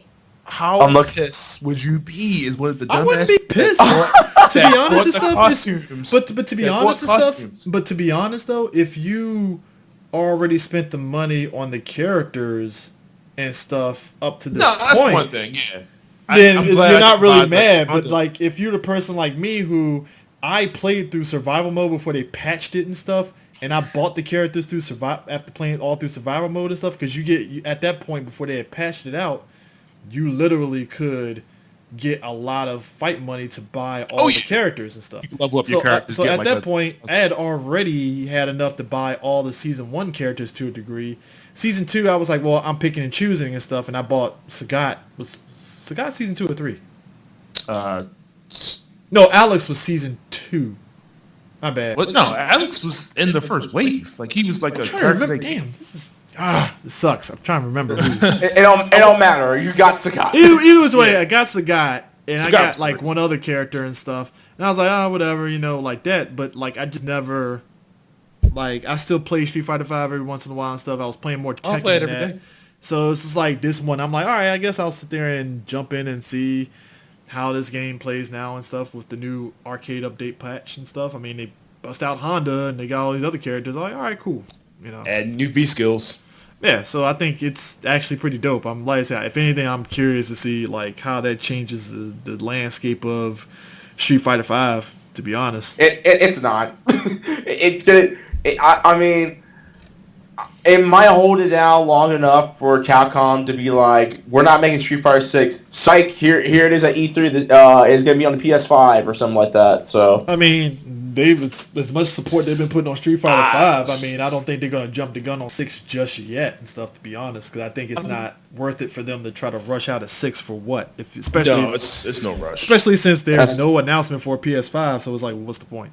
Well, they That's true. already said PlayStation 5 was going to be out next holiday. yeah, it's coming out next November in 2020. I guess. I mean, that came out of Sony's mouth. I know. I'm just Sony saying it, Yeah. but I'm like, all right. I want to talk about this. I want to talk about this one category, and I actually want to talk about what games do you think could be announced or anything like that. Oh, at the Game Awards. Actually, last one. Right. I think we were talking about the DC games and stuff, like having that Marvel vs. Capcom 2.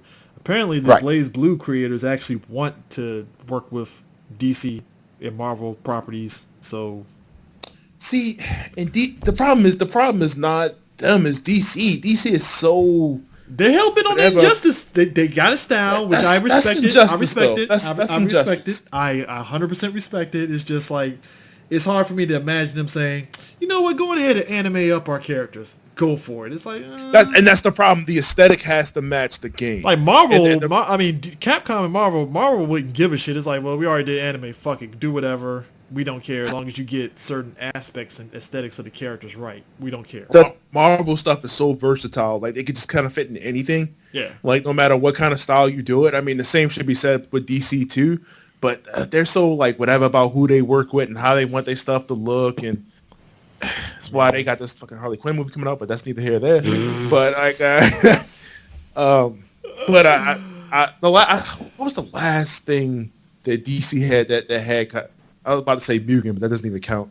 Nah, I mean, it was Genesis with, was it Justice League Task Force or whatever and stuff. That was On Super Nintendo? That was last time. Well, I'm just saying in terms of a fighting game and stuff. I mean, I don't even count because I feel when they did I love that game, man. I know, but I think the last, in terms of it having a different design, that was the last time because it felt like after they did DC Universe versus Mortal Kombat, I was about to say that. and that yeah. game went the way it went, which that was kind of a rough game in and of itself. They was like, Yeah. all right, I guess we have this relationship with Ed Boon and them, Oh, so give us God. injustice, and you know. But that's what I'm saying. They haven't changed that style since then. That was like, what, early 2000s or so? Yeah, Yeah. 2000s? PS3 era. I every time people remind me of Mortal Kombat versus DC existing, I'm like, why did you have to remind me? That game was terrible. I mean, but yeah, I mean, like I said, the whole like the gaming awards in and of itself is just weird. Period. Because like I said, I don't pay much attention to it. I don't care, and it's one of those things where the only reason why I even have any of a semblance of like caring is when people like do the usual hoopla about what got the game of the year and what trailer dropped during the thing. Because I'm really, it's to the point to where I don't care much. It's just like, oh, what trailer dropped during the game? Okay, I'll check it out later. No, I mean, look, the way I've been watching the VGA since 2015, 2016, when they did the whole revamp and stuff. Yeah. Last year, I did an entire reaction on Twitch, me and my homie Boken Kabuto, and man, we had a good time. It was just pizza, and we were just watching it, and that Mortal Kombat 11 trailer happening, I'm like, when Static Shock come through Injustice 2, I don't care about anything else. But when I saw that Mortal Kombat trailer, I'm like, okay, never mind. I mean, it's yeah. I mean, so Ed Boon, if you're watching this, man, I'm never gonna leave you alone on Twitter. When you put Static Shock in Injustice, I'll leave you alone. But until then, my nigga, like, you gonna hear it from me at least once a month about Static Shock. I'm not gonna take all your time, but at least you're gonna hear from me at least once a month about Static. Black Lightning, brother. I mean, They gave us Black Lightning, but rated skin Black Lightning. I mean, are you fucking serious? they've been loafing on that shit, which I'm like, that was stupid, but whatever. You know, they Get a different voice actor. They ain't gonna do that. You know full well they ain't gonna do it. You know, hey, D's here. Anyway. He muted his mic. But anyways. Damn it, G. But yeah. But no, I want to talk about games for Impact real quick. Yeah. I was reading this for a thought-provoking game with a pro-social meeting or message.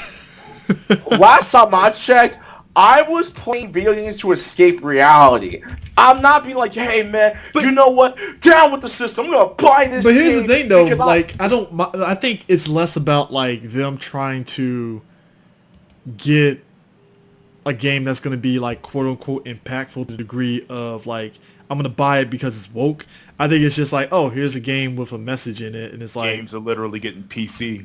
Yeah, Genie, bro. I'm not even saying they got like, because I don't mind if you're gonna put a game that has a message in it. That's fine, but like the way the award shows give awards for it, it's like I don't think the developers went into their game like, you know what, I'm gonna make this game woke as shit and go. It's like I don't think they did that. They just crafted a story that had some. Tell that to the Binding of Isaac. Tell that. What's up, man? Damn. I was gonna say, why you think Life is Strange got a sequel? First off, DK. First off, oh yeah. Also, that's DK in the background. First off, DK. Life is Strange makes people want to slit their wrists. That's a depressing. That was the whole Suicide game, right? Like it's depressing as shit. It really is. And then they had the nerve to give us. Then they had the nerve to give you that free game with the kid that has an imagination like that was gonna somehow like Down syndrome or something. Like Down syndrome or some shit. Like I'm like, this is a depressing game. It's like you went from this kid. I'm thinking this kid just got a wild imagination like you have as a kid. And it's like you got Down syndrome. What? No. What are you doing? Yeah. So. Game equivalent of Oscar bait, my nigga. It is though, but at the same time, but you gotta remember, you know what? There's a lot of people saying theories about God. What the fuck is that Zelda game with the moon? George Max.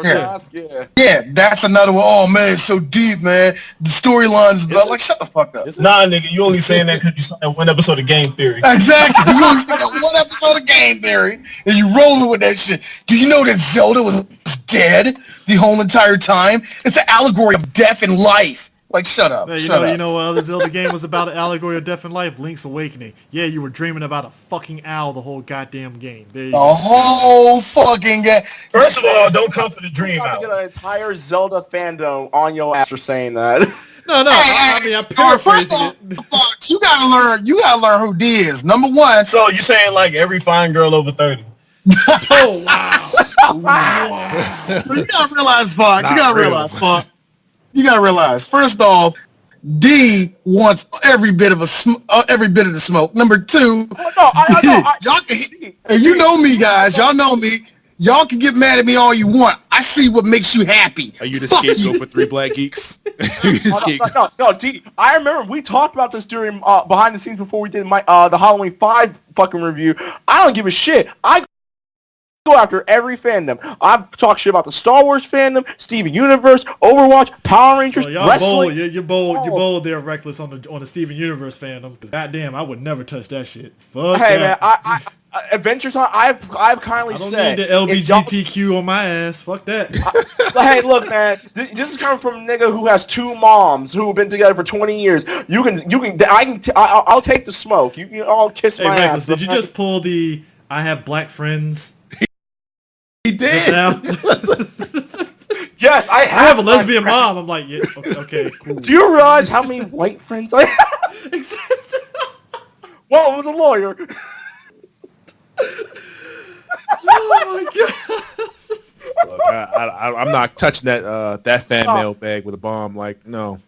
Like, and this is coming from someone who actually likes Steven Universe, but I fucking hate the fandom. They're fucking annoying. They're fake woke and all that shit. The show is done. Well, until they do that spinoff. And Rebecca Sugar just announced she got married today to like the dude hey, she worked kudos with. to her. Another 20 seasons. Kudos to her. You know what? We've been dancing around this shit long enough. I gotta talk about this. What's up? Shenmue 3. Shenmue 3 is a piece of shit. You know what? I was I'm not the guy buying that for $60. I'm the guy who I think I might have. Oh, that's what it was. A couple years ago. Oh, what year was it? I don't know. I forgot what year Shenmue 3 got out. Time out. Hold on. Were you one of the millions of people who put in? No, on I that did not. Kickstarter? Shockingly enough, Okay. I didn't. I think D talked me out of it because I think I was talking to him and he was like, "Are you gonna really donate?" And I was like, "I don't know, man. I gotta Maybe." kill Lon D, man. So Shenmue 3 the equivalent of fucking Brett Favre coming out of retirement. It really is. No, you know what? No, what happened was it came out the same year the announcement of on Kingdom Hearts. yeah. It was No. 2014? No, 15. No, the Kingdom Hearts 3 announcement came out in 2013. The Okay, you got me. announcement came out in 2015, along with the announcement of Final Fantasy VII Remake. Yeah. So and the thing of it is, for a while when they showed the trailer, people like me who has just been like, "Oh man, is Shenmue ever going to avenge his dad?" And then they showed the trailer for 3, and you're like, "All right, cool, this is going to be great." Then the initial thing came out. It's like, "Oh, it got 2 million on a Kickstarter. All right, great, they're on a roll." And nothing. It's only That one. was It's only Let's one just be Rio real. that's going to avenge his dad. That's Hayabusa. So you might as well. Might as well. I will give, if any credit is this.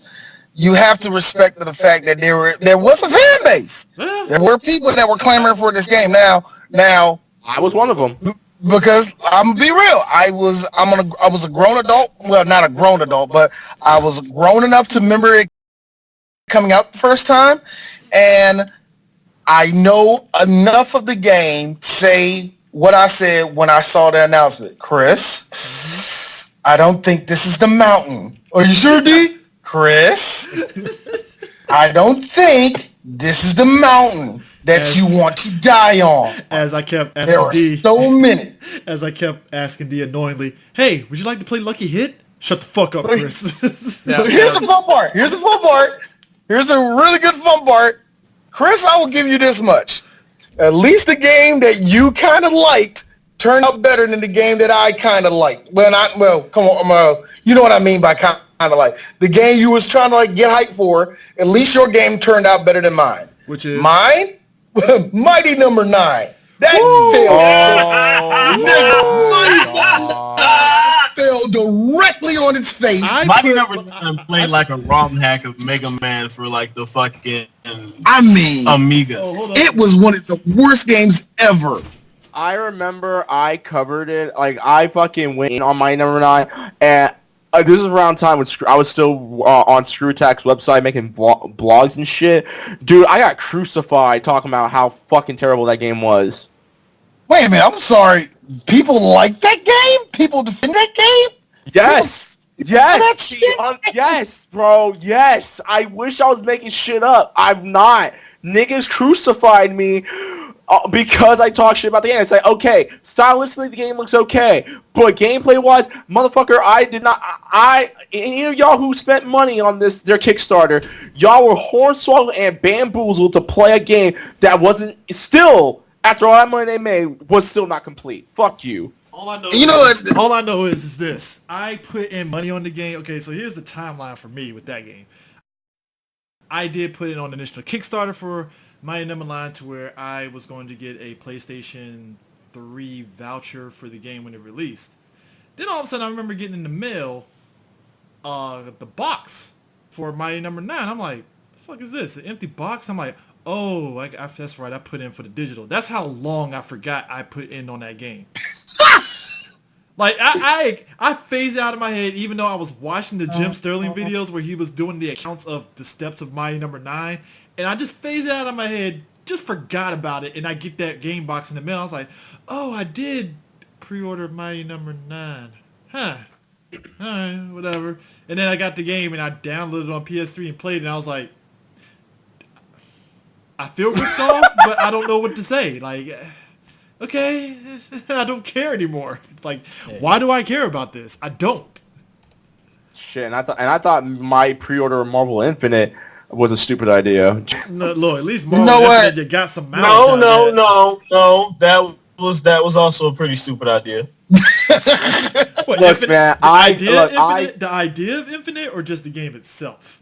I got Infinite. I played the demo to Infinite. Liked what I played, and I then bought the game at full price. Well, at least you didn't buy the special Yes, edition so with did those I. Shitty Infinity gems. Nah, I that look definitely like didn't do eggs. that. Hey, Chris, which one did you buy? I bought no. the standard edition, sir. I didn't. Do you really think I was that? Dude, I can go to Etsy and buy better Infinity gems than that bullshit. All right, first off, Chris, here's the thing about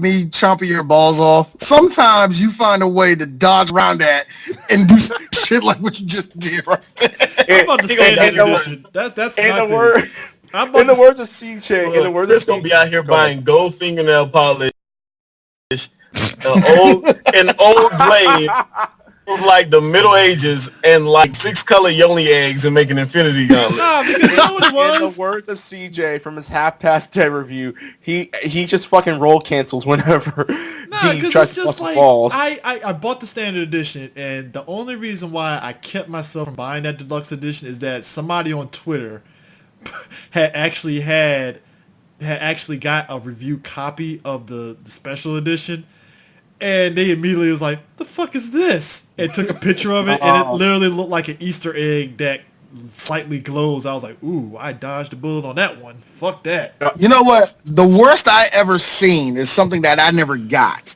I remember when Budokai 3 came out. It was so funny.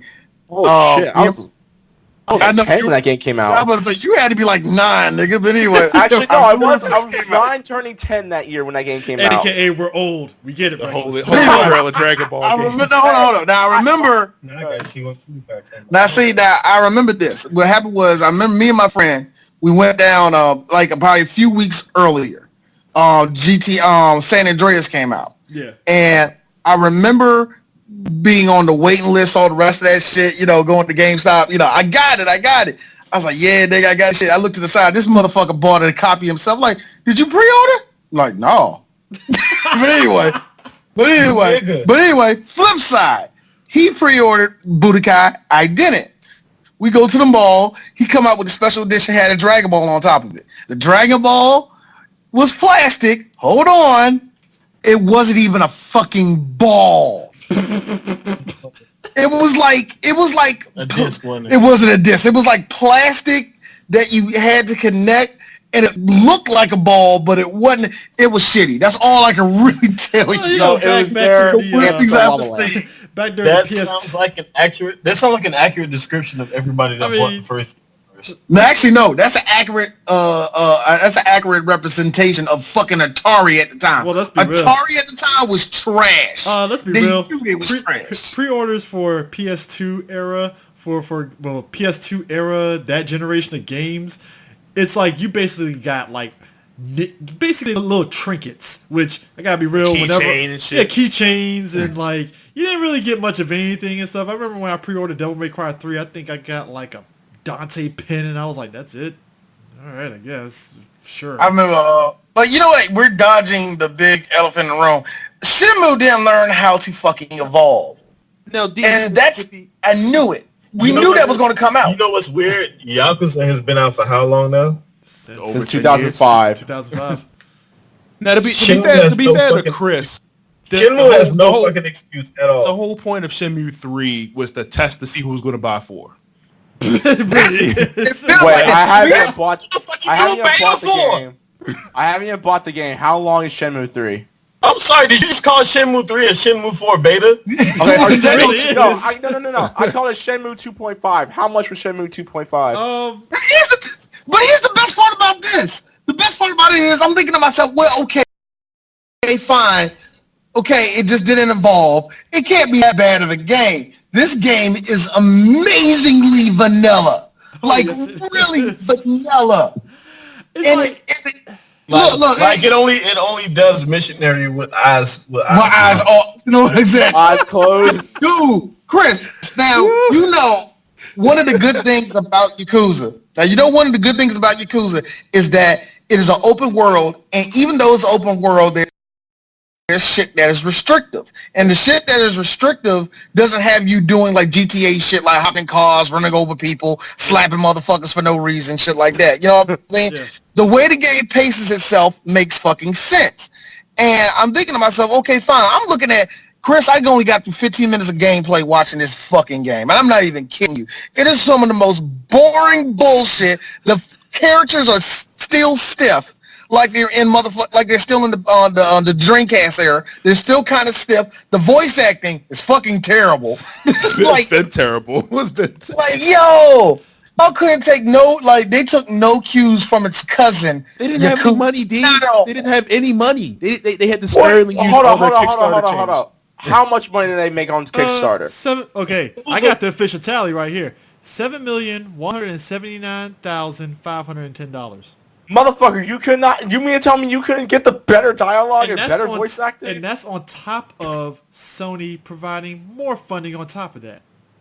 Exactly. Well, no, that game's multi-platform. It is. Yeah. It is platform. Yeah. Despite that, Sony still gave them fucking money.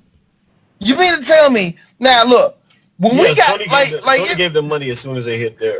Yeah, I know. Yeah, Sony. It's actually PS4 exclusive and it's PC, so that's about it. Yeah. So it's just like Street Fighter. So it's like yeah. Now here's the funny thing about that.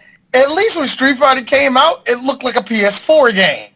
Yeah. Despite whatever I can say about Street Fighter 5, Chris, wait. I have shit to say about it, but at least it looked good. At least it looked good. It wasn't finished. It wasn't finished, but it looked good. Wait, before you finish, I just need y'all to know that y'all have to remember that Shenmue 3 was designed for the DC2. Wow. Yo, that's the thing that get me. It felt like it didn't evolve at all. And there are so many different fucking examples that can be put out there. I mean, what works with a Dreamcast. If they want to tickle, not Dreamcast, PlayStation. I mean, if you want to tickle, I guess they wanted to tickle the nostalgia bone, but that still was like, what? And that's the problem. They wanted to tickle your nutsack. Yeah. And that's the amazing problem about Shenmue in the first place, at least the fan base in general. These motherfuckers are still like, this is the greatest fucking action RPG ever made. Oh my god, it was so deep. Remember that time I was playing the game and you could break away and play one of the mini games, one of the little races? That was so fun, wasn't it? If you were to take action adventure and replace it with RPG, you could say the exact same thing about people who still think Final Fantasy VII is the greatest RPG ever made. This is why I'm sitting there looking GC, I'm talking to you, nigga, in the chat. People look at it this way. I'm actually gonna go back and finish up Final Fantasy VIII. I actually like the HD update for it and stuff because it's good. The upgraded, like, it's because it's based off the PC version, which they upscaled the character model, so it's not like pixelated as shit. It actually looks like people, so that's great. And it's like, all right, I can actually play through the game. Like I said, I told Reckless and Terrell, like, I can't watch a speed run of OG Final Fantasy VII. That's why I'd rather just play the remake and keep it moving. Right. I think that's the funny thing. Everybody wants their old game to be remade or whatever like that. Shenmue left such an impression on its audience that they still think it's one of the greatest games ever made, which is amazing because as much as I like the Dreamcast, bring it the fuck in. Bring it all the way to fuck. I like the Dreamcast, by the way. And Chris, you know this. I do miss my Dreamcast. Great, but you want to know something? This is the truth. Third Strike, Project Justice, and a Sonic game. That was it for me. I mean, mine was like other games. Also, hold up, and I got to put in CVS 1 and 2. I love those games. A lot of it was, for me, was like, because I got my Dreamcast, like, I bought it myself. Like, mine was like Can Spike, the fighting game. I mean, really, you bought it for the fighting game. No, I'm sorry. The one we're not mentioning, the Big Daddy that everybody had, and that's the only reason was to get a Dreamcast, in my opinion. MVC. No, not MVC. Well, yeah, MVC too, yes. Yeah. But motherfucking Soul Calibur. Yeah. Soul Calibur was a fucking monster on the Dreamcast, man. Yes, it was. And like I I said, I can give the respect to Shenmue that it was the first of its kind to do some shit like that. But that's the problem. It never fucking evolved. Even when the game it didn't evolve. Game direction does matter. Game direction does matter. And but to be fair, like you just said, Shenmue 3's budget was $7 million. The first Yakuza game was $21 million. I just looked it up. But they kept going though. That's the weird part about it, because I remember it very much. You want to know why, Terrell? It was $21 million because they got American voice actors. So Sega was like, you know what? We spent a lot of money fucking translating this. Fuck it. You guys gonna learn Japanese next game going forward. Yakuza 1 and Shenmue 1 and 2 sounds like they talking in a closet. Like they don't have no mics, no filter. Like Yakuza was like, look, we'll translate the shit. You just gonna have to read some subtitles. We ain't getting no goddamn English dub. So I'm fine with that. But here's the funny thing about that. That helped the living shit out of Yakuza. Yeah. It kept it motherfucking genuine. It was like if we're gonna be in this fake world of Kamarocho and it be nothing but Japanese life, why the fuck are they talking English? Yeah. Might as well have them talking in Japanese. And it makes sense. That's why Judgment's the same way. Even though I heard there's an English track to Judgment. Is there? Yeah, there is. Actually, the English track is actually pretty good. It's actually way better than when Yakuza 1 did their English track, which... All right, that's fine. It's way better and stuff, because Yakuza 1's track was just interesting. It's like, so Mark Hamill was playing, what's his face? He's playing Majima. And I'm like, okay, Elisha Dushku is fucking homegirl. I'm like... Yumi. I think she was Yumi. Stunt casting, boy. Yeah. Michael Rosenbaum was fucking Nishiki, and I was like, what? I mean, yeah, right. And I did like the fact they did the person playing Kiryu was actually a Japanese person. Yeah. Even though he was English, Japanese American. Fuck it. Japanese American. At least they got somebody that was fucking Japanese. I mean, at least you know what I mean. At least they didn't wing it and give it to like a Chinese person. They'd be like, "Come on, dog." Meanwhile, you turn around. 2 years later, Sleeping Dolls comes out, and that's like the all-star cast of who's who of Asian folks. I'm like, okay, I'm fine with this. That game is so good, man. I love that game. You know what? Okay, I finally figured out what Shenmue reminds me of, right? It reminds me of Virtua Fighter, but it's like at least Virtua Fighter upgraded its visuals at least. It got faster. Like the fighting system is faster. Because there was one part, I was watching the game, there's one part where Ryu and his boy got to fight across the bridge, and it's the most bland beat-em-up shit ever. It's bland as fuck. Like, you remember if you play any Yakuza games when you and, like, say a guest character got to fight through a bunch of fucking Yakuza people, it's fun as shit, right? Now, when you say bland, do you mean like Tekken Force mode bland, or? Tekken Force mode bland. Damn. Minus the flair. Hey, what was it? Hey, speaking of which, what was the one with Jin by himself? What was that called? Like Devil Rising? Devil Within, the most bullshit fucking mode ever. That, you want to talk about... Wait, which one are we talking about? So I think it was Tekken 5. No, Tekken 5 Tekken 5 DR. Yeah, when it came out. Yeah, Tekken 5 or Tekken 6. One of the games, it was Devil Within where Jin... It was like a third person beat 'em up, and it was just like, what the fuck was that? Hold up. Oh, let me look it up real quick. It was one of the games. Hold up. Devil. I think it was Tekken 5. It was Tekken 5. Yeah, Tekken 5. Yeah, Tekken 5. Yeah, Tekken 5. It was the most weirdest gameplay. Like, the Devil Within mode was just weird in and of itself, and it just felt like such a tacked on, like, all right, guys, you bought Tekken 5 for the PlayStation 3. Here's some added bonuses. It's like, all right, I don't care about this shit. Like, I just want to play the game online. I don't know, man. I feel that.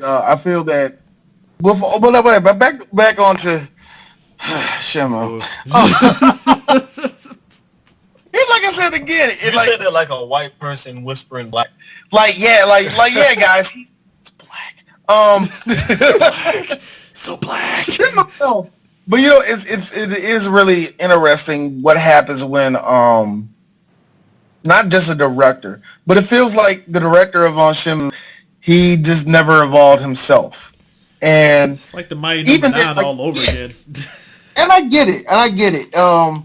It didn't have as much money as it got funded because Sega dropped so much money on that motherfucker to make the first Shenmue anyway. You know what I mean? Fuck, even Sega had a part in this game too. Yeah, yeah. I feel like there's enough to say there's no excuse for the game looking the way it did. I mean, cause But then again, Mhm. like actually the question does fall to this, Chris, and it's a good question. Do you think they're going to make a fourth one? Depends on what the sales numbers is looking like for I mean, 3. that's like I mean, that's really what it comes money down talks, to, right? because it's funny. Like the last thing major that Yu Suzuki did, I think he did Outrun 2 and Virtua Fighter 4. That was like the last 2 major ones he did before he came back for Shenmue 3. So, well, Shenmue Online, but I mean, who plays Shenmue Online? I didn't play fucking Shenmue Online. I did because they closed that thing within a year. Yeah, Wait, so- there was a Shenmue. Wait, hold on. There was a Shenmue Online. Yep. Yeah. How is it that Ultima Online, and I don't think Ultima Online is a thing anymore, but how did that look way longer? I mean, hold on. I'm still wait. There is a fucking Shenmue Online. Still How? baffled. even know Like, that. there was a It only Shenmue came out in Japan. Okay. Yeah, just It like was a mobile CBS game. It only came out in Japan, I think. Yeah, there's like a ton of stuff in Japan that came out. Like, did you guys know? Well, me and D and probably a good chunk of us in this room knows, but like CVS 2, if you had a Dreamcast, that was online. Yeah. And I'm like, how the fuck you gonna play CVS 2 online with 56K? Oh yeah, you could do high speed, but if you were one of the lucky people that had high speed internet, sure, you know. Mom, do not pick up the phone for the next 2 hours. Please, for the love of God, don't do it. Oh man, I'm glad I never had the game on 52K. Alright, so the sales figures for Shenmue 3. So apparently in Japan, the PlayStation 4... Damn, this shit only sold 18K copies in Japan. Wow. Shenmue 3? I'm sorry, what? Shenmue 3, yeah, 17,000... Yeah, 18,000 units in Japan.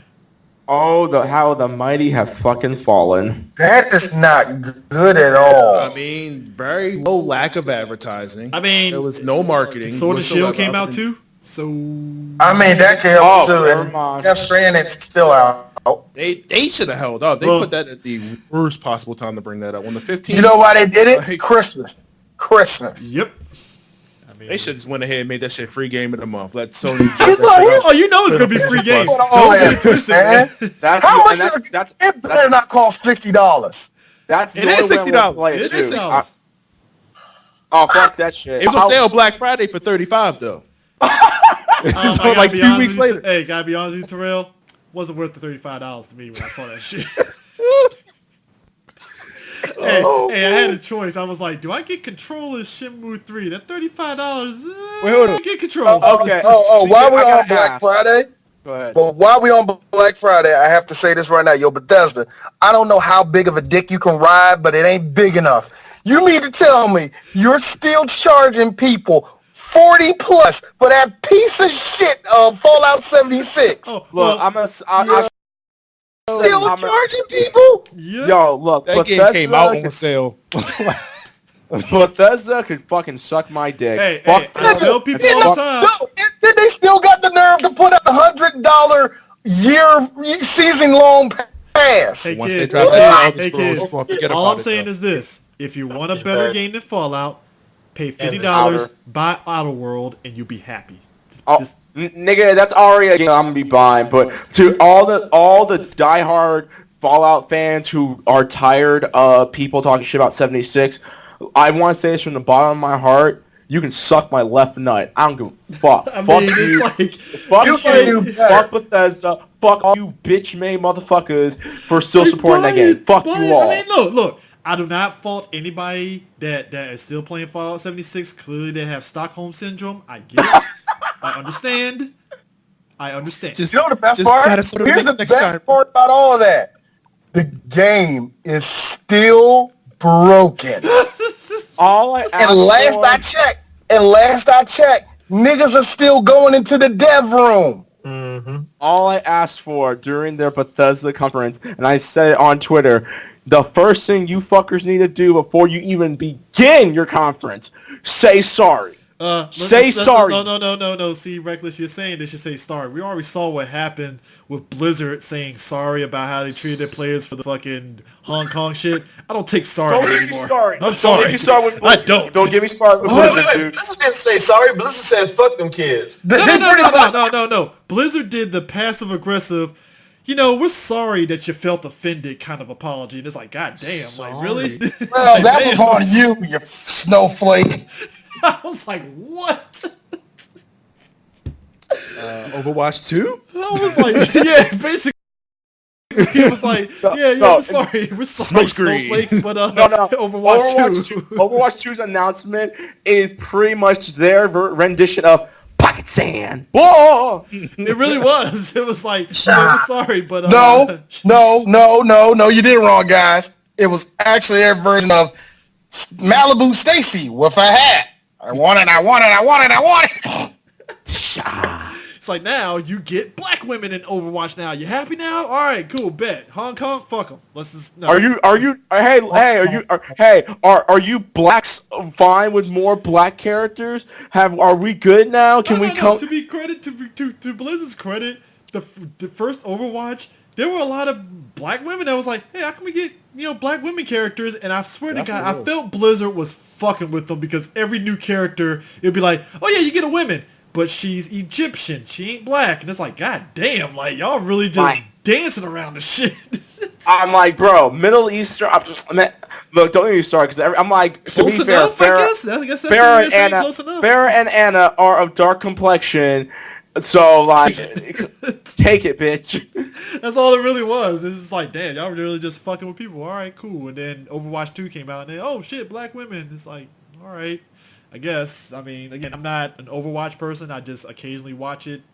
So, hence why I didn't go through with all the fucking esports nominations, because I don't care about esports. I don't know any of those people, man. I know the only...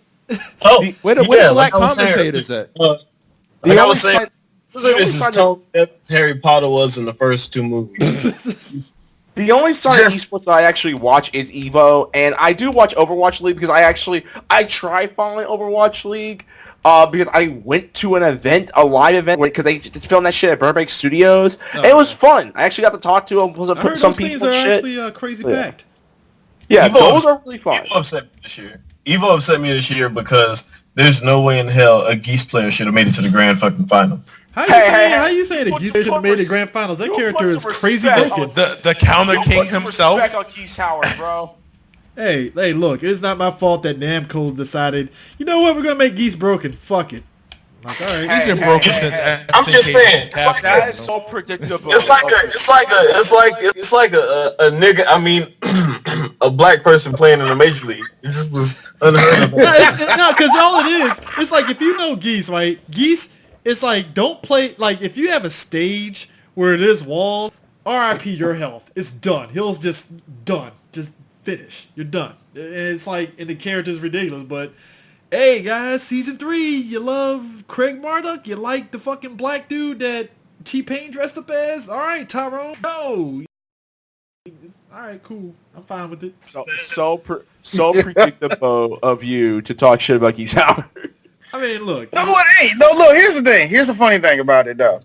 That's DK. DK is the one that said that about Geese Howard. D has to fight with anybody long enough in the game to have a fucking opinion. That was not me. That was not me. D is going to do. He should have been a Harang player. I don't give a fuck. I'm sick of y'all button mashing ass niggas, man. Button masher. I know how to actually play Harang. Thank you very much. I'm gonna say Moran players do not play correctly anytime, man.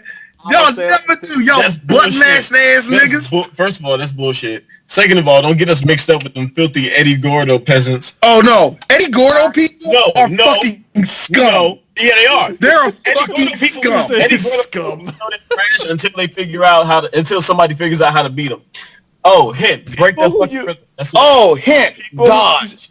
People who use Eddie Gordo are the same niggas who say Chipotle's authentic Mexican food. Fuck out of here. But real quick, shout out to my boy GC. Niggas that use Eddie Gordo are the same niggas that pee in your toilet and don't flush. I mean, I got one more. If there's anybody I can say, Steve Fox players, I get it. Your dad beat you down all your life, and you want to easy win. First off, D, I'm gonna give you a hearty fuck you. I'm a Steve Fox player, so don't do that to me. You're not a Steve Fox player though. You're not a Steve Fox player. In what sense? D, I'm a Steve Fox main, nigga. What the fuck? I'm sorry that y'all had a bad life and y'all never won nothing. So you get the easiest nigga to win with. Steve Fox players are Brian Fury players with bad attitudes.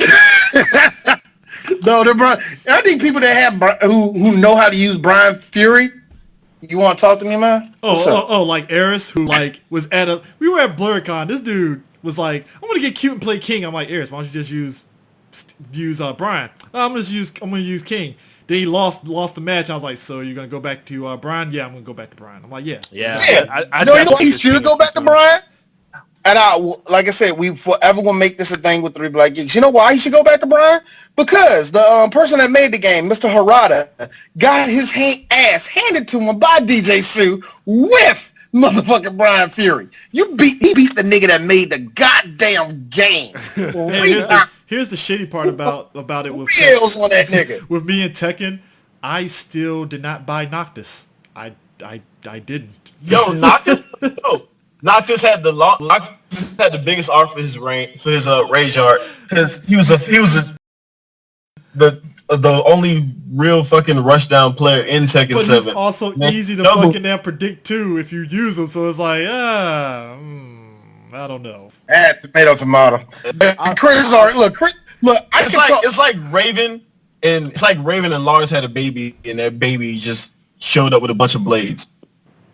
Look, I'll say it like this. Shout out to my boy GC. GC, I beat your ass. And you say you were a Xiao Wang, where the fuck that nigga's name is, main. Nigga, I beat your ass with martial law and Geese Howard. How the fuck do you tell me that you're one of the best Tekken players, and yet you can't beat me, a scrub? Hey, everybody gets Tekken, one. Not everybody gets one. I'm just saying. Man, I went 5-0 on his ass. I went 5-0 on his ass, and the day he was supposed to compete at Evo, he lost both his matches. Hey, Chris. Hey, look, you want to know something fun? Chris rules rule today. If the next event, now for real talk, we're not going to get no more characters for Street Fighter 5, are we? Harada is like, not Harada, fucking Ono is like doing his usual Blanca trolling, like, guys, watch out, and I'm like, fuck you, Ono, and you goddamn Blanca. But that being said, Chris rules the day this happens. If they make an announcement and it's fucking Dan, because he knows me, I am fucking annoying with Dan. D is annoying with Dan, and I seen D like piss somebody off at MagFest using Dan in Street Fighter 4, and it was fucking hilarious. Because I know how to fucking rock with that nigga. I'm sitting back and I'm like, this dude's getting caught by obvious shit. 3, you better not approach me. Because the second I pick that, this nigga got a scrub. Okay, don't you dare come in close to me.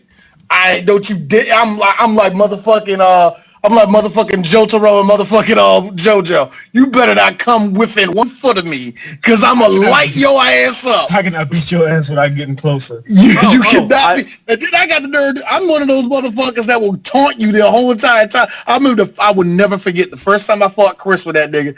All I'm doing is, yeah. And Chris is saying like, yo, you gonna fight me, motherfucker? Yo, you want, okay, since we were just talking about... I watched this nigga, and Chris had this look on my face like, I can't believe I let this nigga lullaby my ass. I'm sitting there just like, I'm casual as shit, but I'm like, I got caught by dumb shit because I'm trying to be cute, and I'm like, I should have just stuck to my game plan. And oh man, look, here's the fun part. I believe this, and I mean that, Chris. Because I beat you so bad with Dan, your revenge is when we went to MagFest together, and this nigga put all types of hands on me. We were playing Garu Marker Wolves. He fucked me up so bad. With Black Dynamite? Yeah. Yeah, with butt. He beat my ass so bad with this nigga. I have yet to pick up that game. Since we played it, I have not played it since then. Wait, hold on. I hear, real quick, off topic. Chris, how good are you in Marker the Wolves? He's actually okay. Chris is actually okay. I'm actually okay. Now, here's the funny thing about Chris.